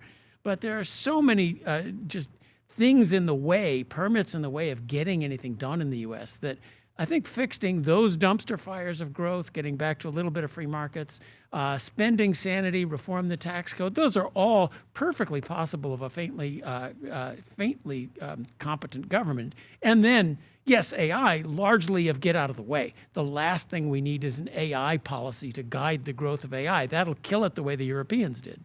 Yeah, the way it's set up right now, it almost feels like somebody who has terrible spending habits, like that's in debt with their credit cards and everything. If they were to win the lottery with the blessing of a massive economic boom, we would handle it terribly right now because we don't have the foundation or the infrastructure to manage the economy properly. If the spending habits of Congress today were applied to an economy where AI and robotics bring us to the stratosphere in terms of economic growth, we would still find a way to ruin it because of the habits that we have in place. Yes, they would just spend it. Yep. Yeah, so we need to get that square, which it sucks because the way that Elon Musk responded to the Doge situation makes me think that that's the biggest, most powerful money pot in the history of the world. This deficit spending that happens every year. That something scared the hell out of him when he tried to tap into that and stop it. So he backed right away from that, and now he's just kind of taking a different approach.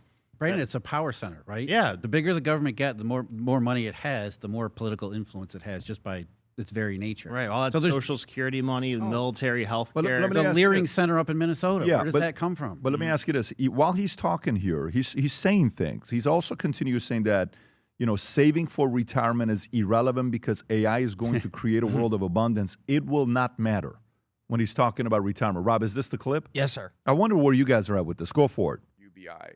In other words, one of the questions is if, in fact, this future we hit massive productivity and massive profitability because we're dividing by zero. The cost of labor has gone to nothing. The cost of intelligence has gone to nothing. And we're still producing products and services faster and faster. So there's more profitability. Someone needs to be buying it. And someone needs to be able to have the capital to buy it. This is an important question to get thought through. Yeah.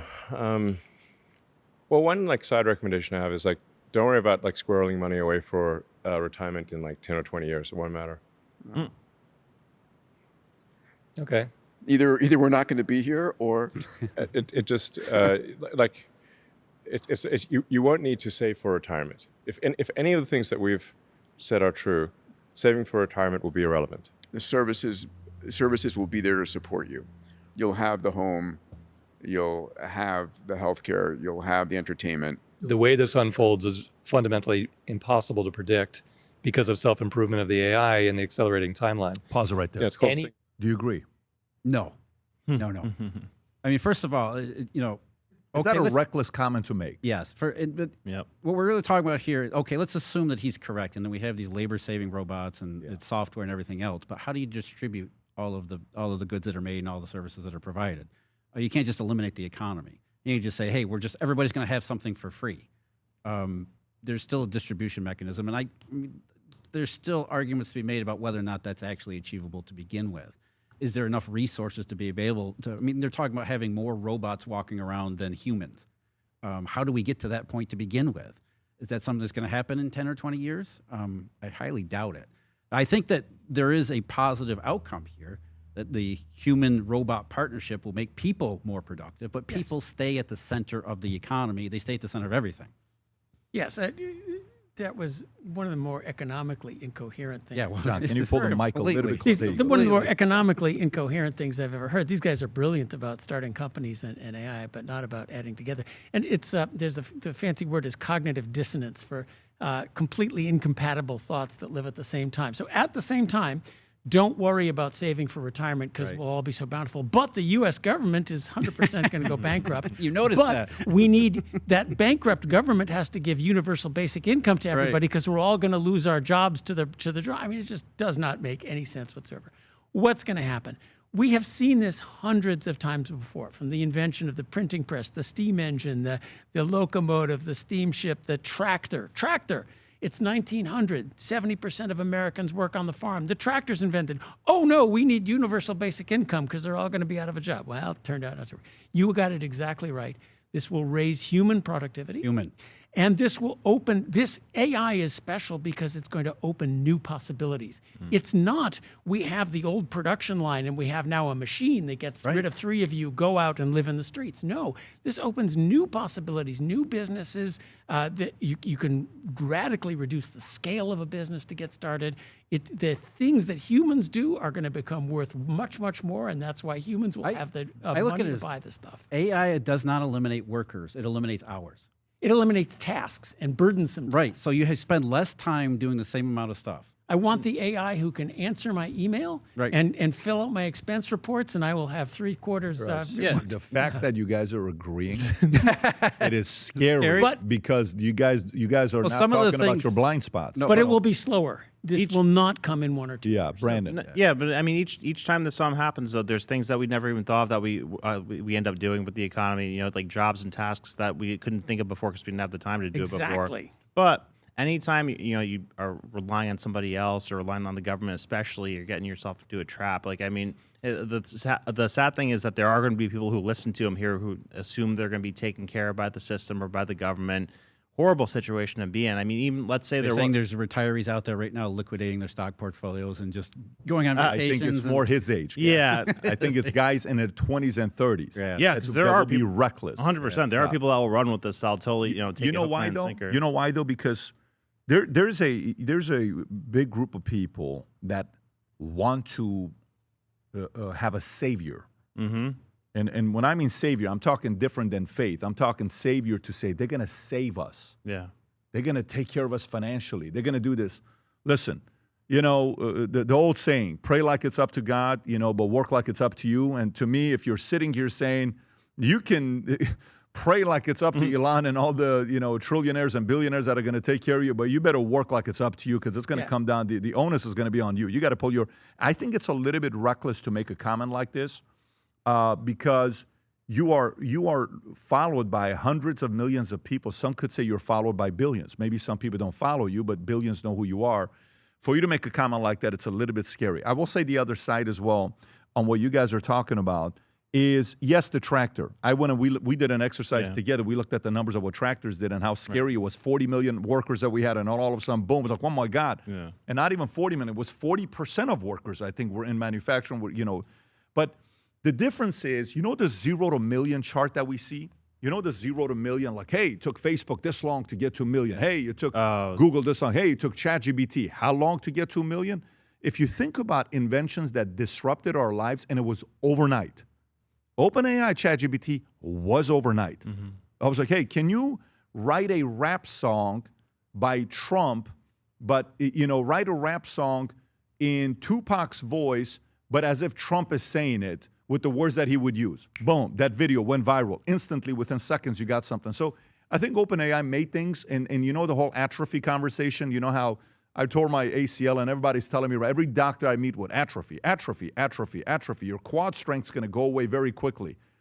But quad strength is one thing. I can rehab it, and I'm prehabbing it right now to get it addressed. The atrophy of the brain of kids no longer need, like right now I'm giving an assignment to one of my nephews, as if I have 100. I have one nephew. I'm giving an assignment to my nephew. And the way I'm doing it is, I know you can go to ChatGPT and ask for a summary of a book, but I know the 3 stories of the book because I've read the entire book, and I'm going to say, what happened to such and such in the story? Because I want him to read it. I don't want him to have atrophy because he's relying on OpenAI. So Then the question becomes, which we don't know. We all are, senior fellow, Hoover, professor, Chicago Booth. I mean, the heavyweight, he's taught who have been your students over the years? I bet you've had some students that have been very successful in their lives that are probably famous people. Successful guy when it comes down to money and, hey, you got your stuff that you've done with, schooling and what you're doing now. But we don't know what life is going to be like when all of a sudden we're going to the mall, we see 1,000 robots. We don't know what work is going to they're part of unknown. This is why I'm part of the Andy Grove community, where he wrote a book called Only the Paranoid Survive. I think if you're cocky, arrogant, confident about anything right now, you will be destroyed. I think if you think you know it all right now because of whatever thinking in the past got you, don't get me wrong, have your values, principles, all those evergreen principles, but if you get too cocky right now, there's a percentage of things that could happen next decade or two that we know nothing about it. And you as a family, the leader of the family that's watching this content, a lot of our people that follow the content, they're business owners, they're executives, they're people that are performers, or else you couldn't listen. You couldn't tolerate listen to us for too long, right? So no, look at these guys. I don't want to talk. So you're somebody, you're a performer, you're winning, and it is on us to make sure we take the lead. If we sit there and we're like, oh my God, Elon Musk just told us this is great, babe, let's go to Vegas and double up the money and gamble. I think there's a little bit of risk that we're facing. Well, I wouldn't worry about young people taking retirement advice from Elon Musk's tweets too seriously.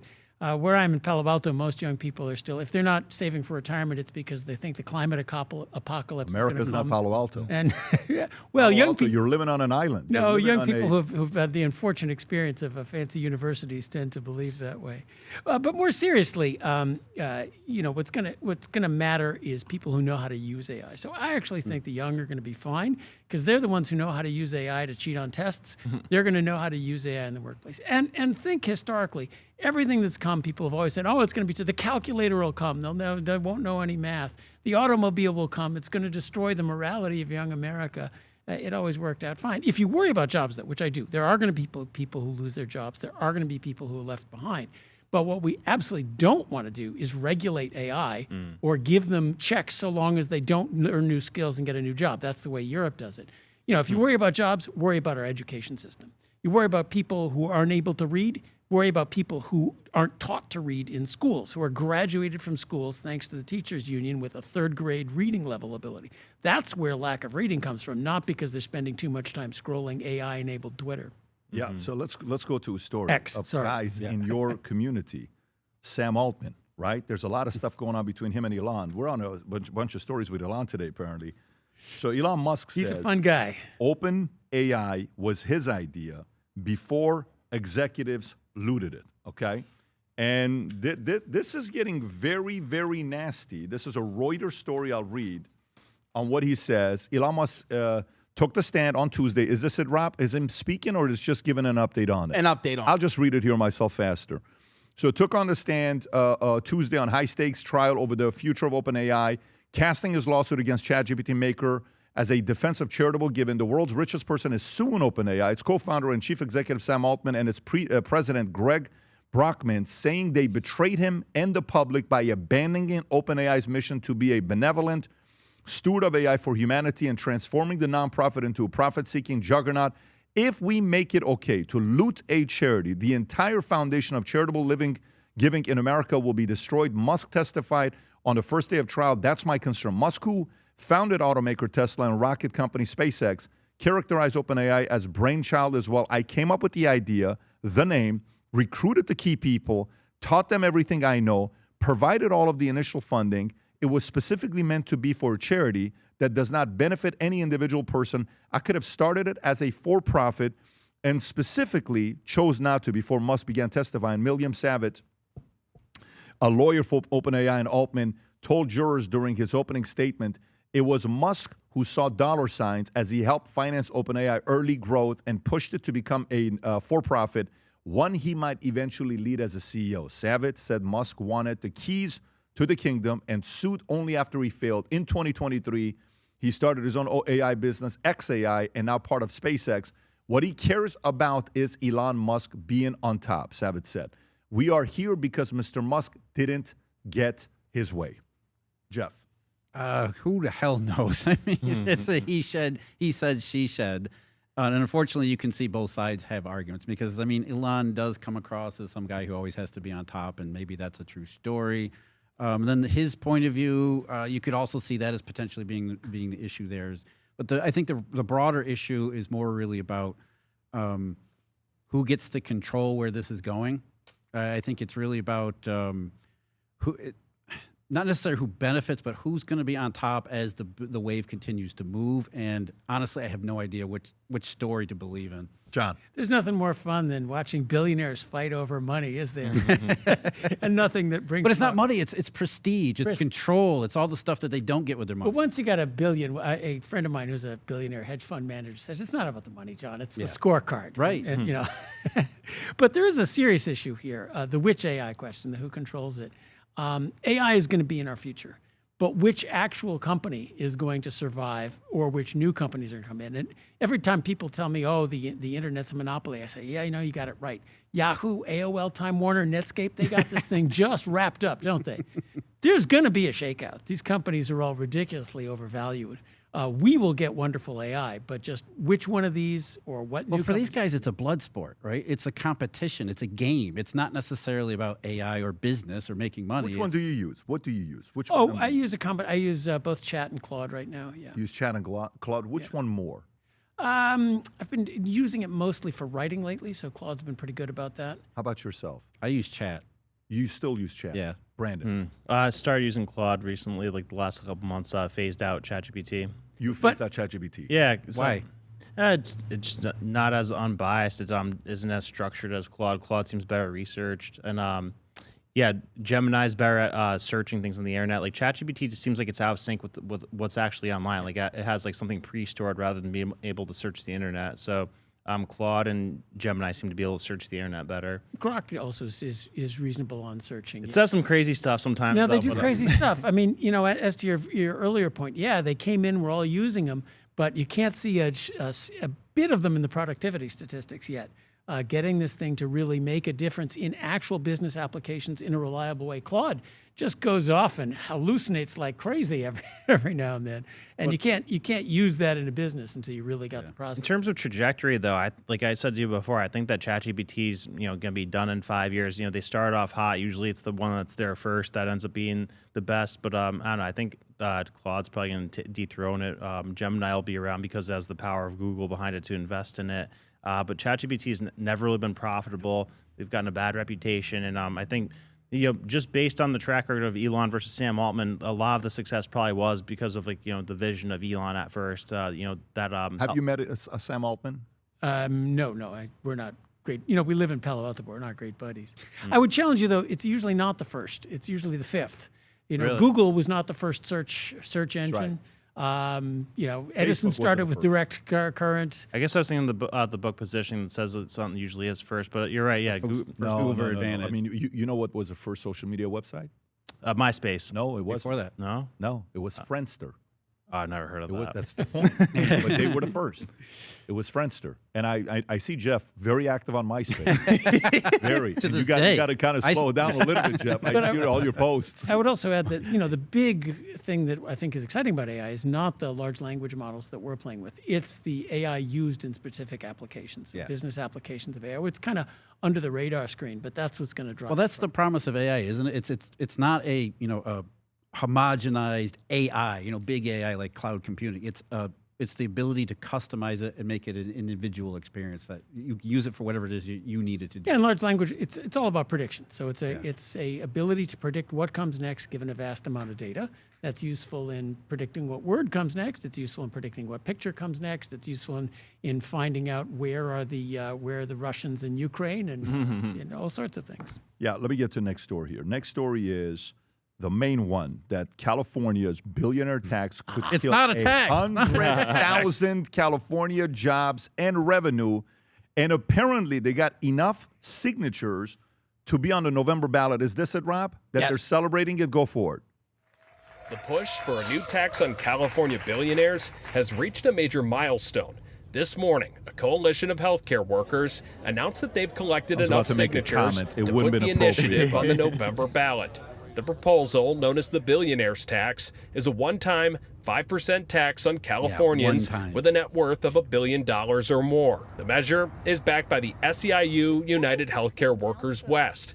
Renee Saldana is a spokesperson for the union. She says the money would go to help keep hospitals open and protect access to care. People were excited to sign this. People understood the stakes that our healthcare system is going to be stripped of $100 billion just in California. And they want to keep their hospital open. They want to keep their ER open. They want to make sure that they can still get healthcare when they need it. You can But pause it even right if there. this makes it to the Keep it going, even if it makes it on the ballot. expected to face a major fight.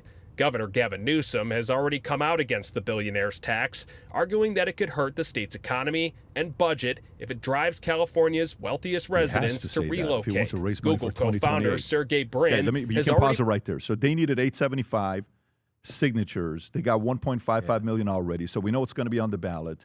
It's a big talk with a lot of people. Lots of people have left. Sergey Brin just came out and made comments about this. He says, brutal way Google Sergey Brin told Gavin Newsom he was ditching California. California Gavin Newsom apparently felt sick literally after he found out that one of the most influential tech figures were quitting the state back in December at a treehouse party north of San Francisco. The Google founder, Sergey Brin, confronted Democratic Governor Brin, one of the wealthiest men, told Newsom he was leaving the state.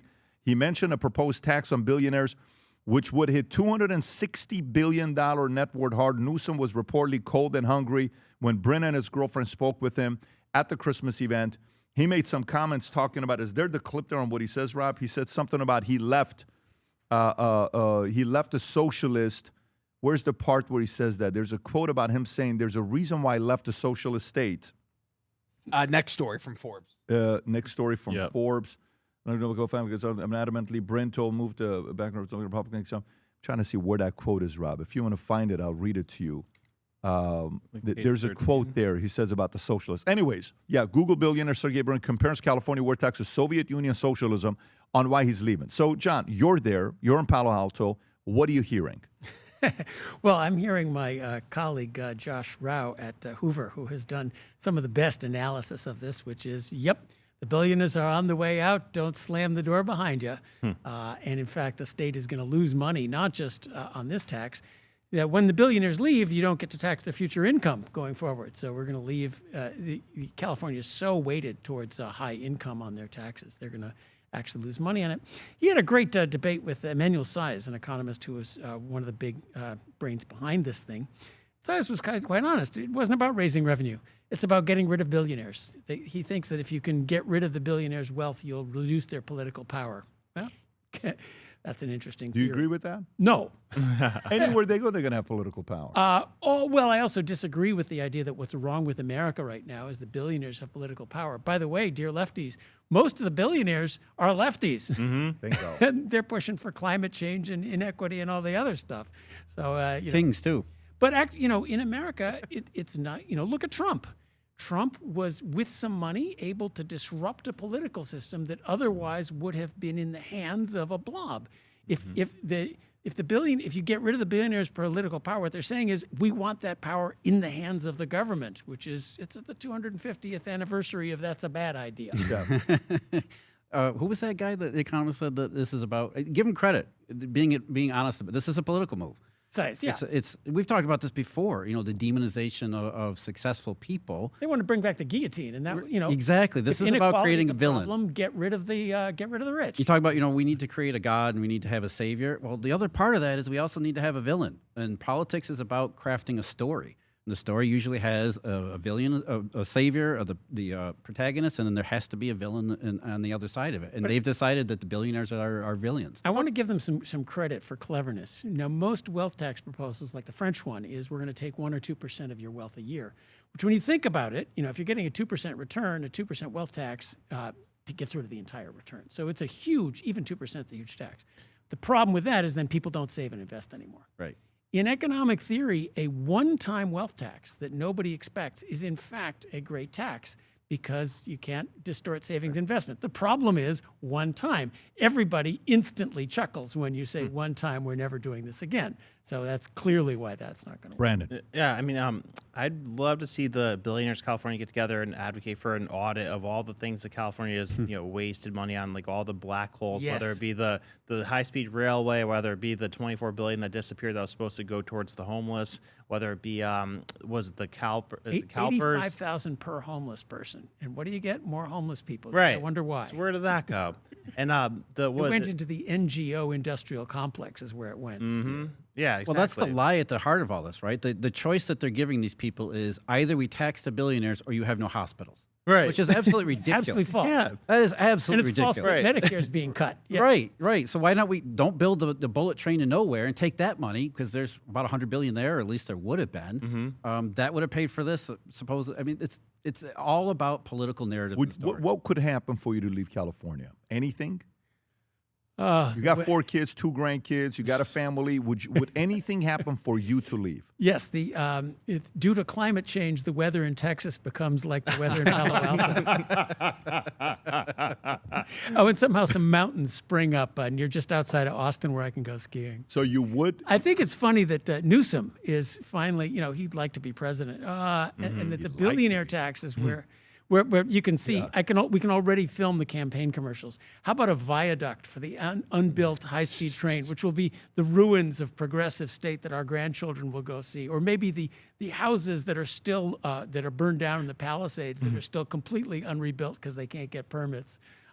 Good luck, Gavin. So would you consider? Is it at a point where you're talking to your family and saying you may leave?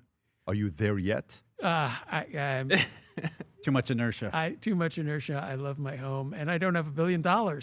If you guys pay me a little more for this, if you think they're going to stop at $1 billion, they're coming for you too.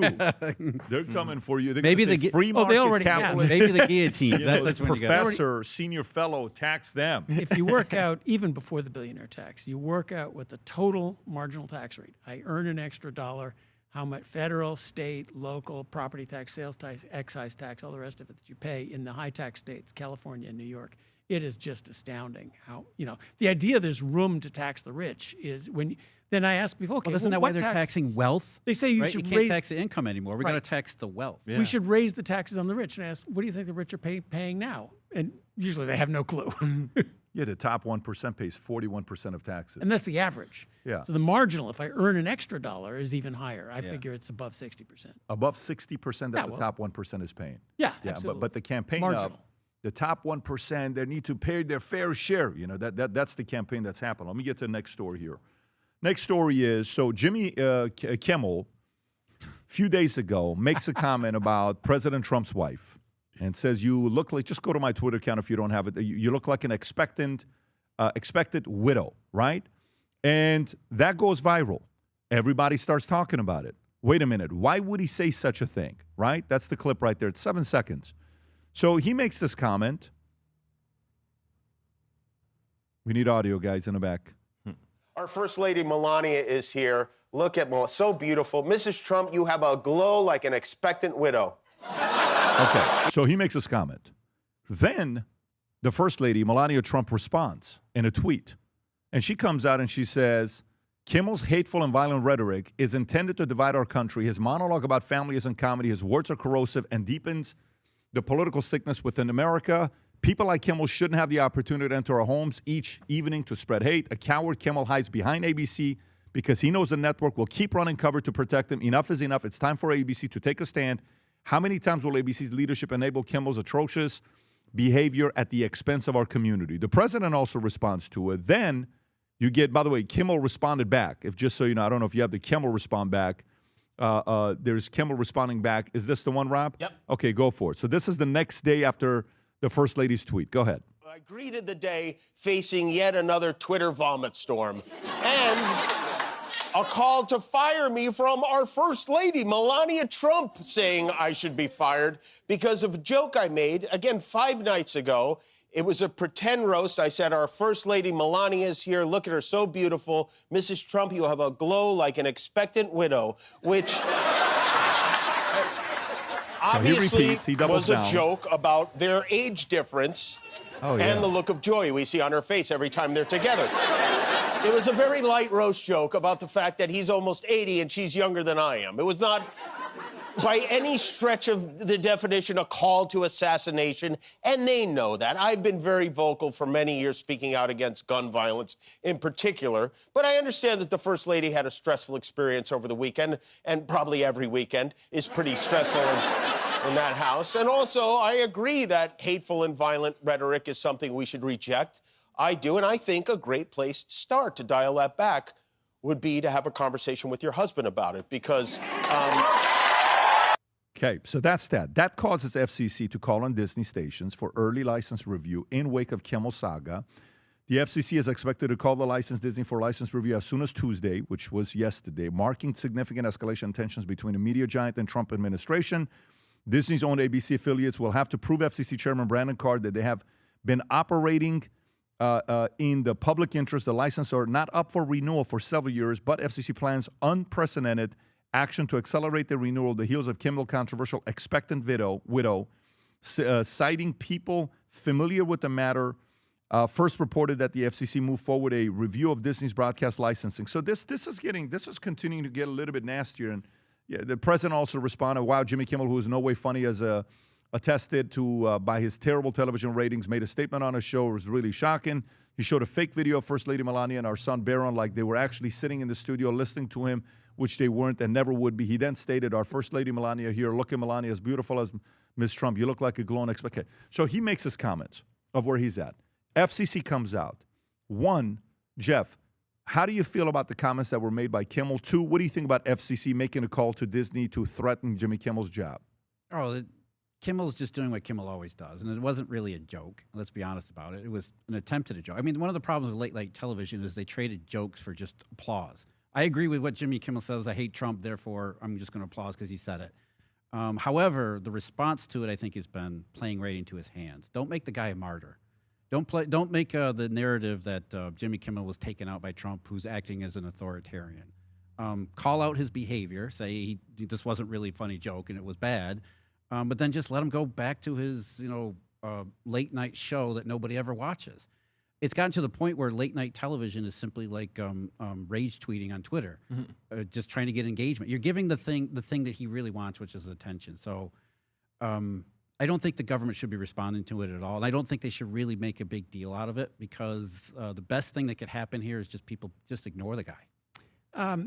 The First Amendment is there to protect idiots from the government. Idiots with particularly ill-timed bad jokes. I think the joke was made before a shooter actually came in and tried to assassinate the president. So a particularly ill-timed bad joke, but that doesn't mean the FCC should go after him. This isn't, now before we get all Trump, the Biden administration had the Twitter files, the attempt to use government regulatory pressure to censor media and to censor Twitter. We've been after it, and this is a one-upmanship that needs to stop. The government needs to get out of the business of using legal pressure. There's plenty of social pressure, plenty of moral pressure. Jimmy Kimmel obviously is not going to do great. But we are normalizing violent talk, which this was not. The New York Times, a new word has come from the progressives. You got to keep up on your progressive vocabulary. Social murder. Yeah. There was social justice, and now there's social murder, which the New York Times is normalizing as something okay to shoot health insurance companies because you don't like capitalism. We got to stop this. I'm with you guys. I mean, I think he's a nasty guy, Kimmel, but I'm much more concerned with the precedent of going after somebody who's an entertainer, has a TV show, who's a network. I mean, I think we should be putting more energy into righting the wrongs of the Biden administration, holding people accountable who were doing things like the Twitter files, where they had a portal with Twitter where the government could submit requests to take things down. Like, I think those things need to be protected against. So I'd like to see legislation that protects against that, rather than proactively going after somebody with the force of the government. Because I mean, what's Gavin Newsom going to do if he gets into office? Absolutely. Or AOC? If some people are talking about them on YouTube or on TV. So. Hey, in Europe, you go to jail if you use the wrong pronoun. Exactly. That's coming in 2.5 years. So yeah, we need to fight like hell to protect against that instead of using the government as a weapon for the short amount of time that he's in office. Yeah, look, I'm with that on what the FCC is doing. I will tell you, there's a group of people that are also, you saw the indictment on Comey yesterday came out with Todd Blanche. Hey, they're going, this is the second time, 86-47. I don't know if you saw that, Rob, if you want to pull it up on what he said. To me, there is a group of people that voted the president in to go after the criminals, okay, to go get them. Like, hey, Jim Comey, what did he do? 86-47. That's not acceptable to say that. He's different, right? I think. I put him in a different category than Kimmel. But the part where I'm going, and I understand what you're saying. I'm just telling you, there's a community that's sitting there saying, hey, we were getting, what do you call it, strikes on YouTube for just questioning putting on a mask. That's all we did. Doctors were being interviewed, went viral, 15 million views, saying, hey, we just don't think we need to make it mandatory for everybody to get a vaccine. 67% of Americans ended up getting the vaccine. I think the number right now is 72, 73%. Military guys being kicked out, and you would put them on the podcast, you get a strike. And so what, we have to move on that quickly? So there's a lot of people that are saying, and another story came out, we probably will talk about this on Friday, is this story, which is not a big story. There's so much stuff going on that this story just kind of goes under the radar. Former Fauci advisor indicted on COVID-related charges? What? And it's not even a main story? No, it's not that big of a story. So there is a group of people that are sitting there saying, hold them accountable because they freaking got you a mugshot. They try to bankrupt you. They try to destroy your life. You have the moral authority to go after them, and he's not aggressively going after anybody if you think about it. He himself, who is he aggressively going after? Not anybody. I want to push back on that. I know a lot of Trump voters, one in particular, who did not vote for Trump to go after his political enemies, but to stop the lawfare that Trump was unbelievably the victim of. At some point, we got to stop tit for tat, and I think we got to put this sword back in the shield and get rid of it. Comey is guilty of 100 things, but not the thing he's being charged of. And I'm sorry, you got to charge him for something he's actually guilty of. So I'm the what? But unpack that. He's not guilty for the 86-47? No, for putting. You're really going to unleash the Department of Justice on a tweet to some shells on the beach? No, the Russia collusion hoax. That but that is going after parents who are questioning local school boards. That kind of stuff. I think that's why people elected Trump, and they were hoping that he would either let me get this investigate it. Am I living in La La Land? Like the director of FBI tells the world, kill him. And you guys are saying that's not like, are we getting to this point that we are so immune to death threats from the director of FBI? It's not immunity. It's not being normalizing that behavior. It's like, look, there's bigger stuff that he should be. I get that. There's a lot of other stuff that he can get into. And for me, you know, when they did the Twitter files, you kind of brought up the Twitter files earlier. You know what I wanted when he won the election? I wanted FBI files. I wanted FBI files. I want to know what the hell they're telling each other. I want to find out what they're using the power to go after the president. So to me, do you think, like, bring down the temperature, like your friend that you said was a Republican that voted for it? Okay. Do you think, you know, I'm more from the thought of let's not retaliate that much, let him kind of go, but some people need to be held accountable. Do you think, like, being the tolerant Christians, let's be tolerant. Do you think us going that direction, John, if AOC and Newsom, you think they're going to follow our example of nobility and follow you think they're going to follow your example of nobility? No, that's the danger. And this is the way third world countries work, that when you lose an election, you go to jail. You're lucky if you keep your life. You lose your business. Your family loses your business. Your supporters lose your business. And what do? You make darn sure not to lose an election. The key to democracy is the ability to lose an election and just lick your wounds, go back and try again the next time. And as we go to tit for tat, escalating lawfare on both sides, then that's, you worry about the ends of democracy. That is a really dangerous one. So you got to have both sides stopping it. One thing here, I don't know if you saw the comments from Dan Bongino, the former number 2 at the FBI, and how he said that there's basically 2 FBIs. They found very quickly that there was one FBI that was just, I agree with that's what we need to be focusing on. Not whether or not Comey said 86-47. It's what did he do while at the FBI to create permanent power structures that are going to linger on long past we have these. How many presidents have we had that have had 3 assassination attempts? Not many. How many? Not many. I don't know how many. Obama never had an assassination attempt. God forbid if they did, we would be in a. So this guy. Why do we know anything about those? Yeah. Why do we know anything about? Why don't we know anything about Butler? What happened there? I mean, where did that go? Well, I mean, think about it. It took them 1 year to go after the 86-47. The speed is never going to be at the speed that you and I wanted. So I don't know what the story behind that is. 2 years ago. I agree.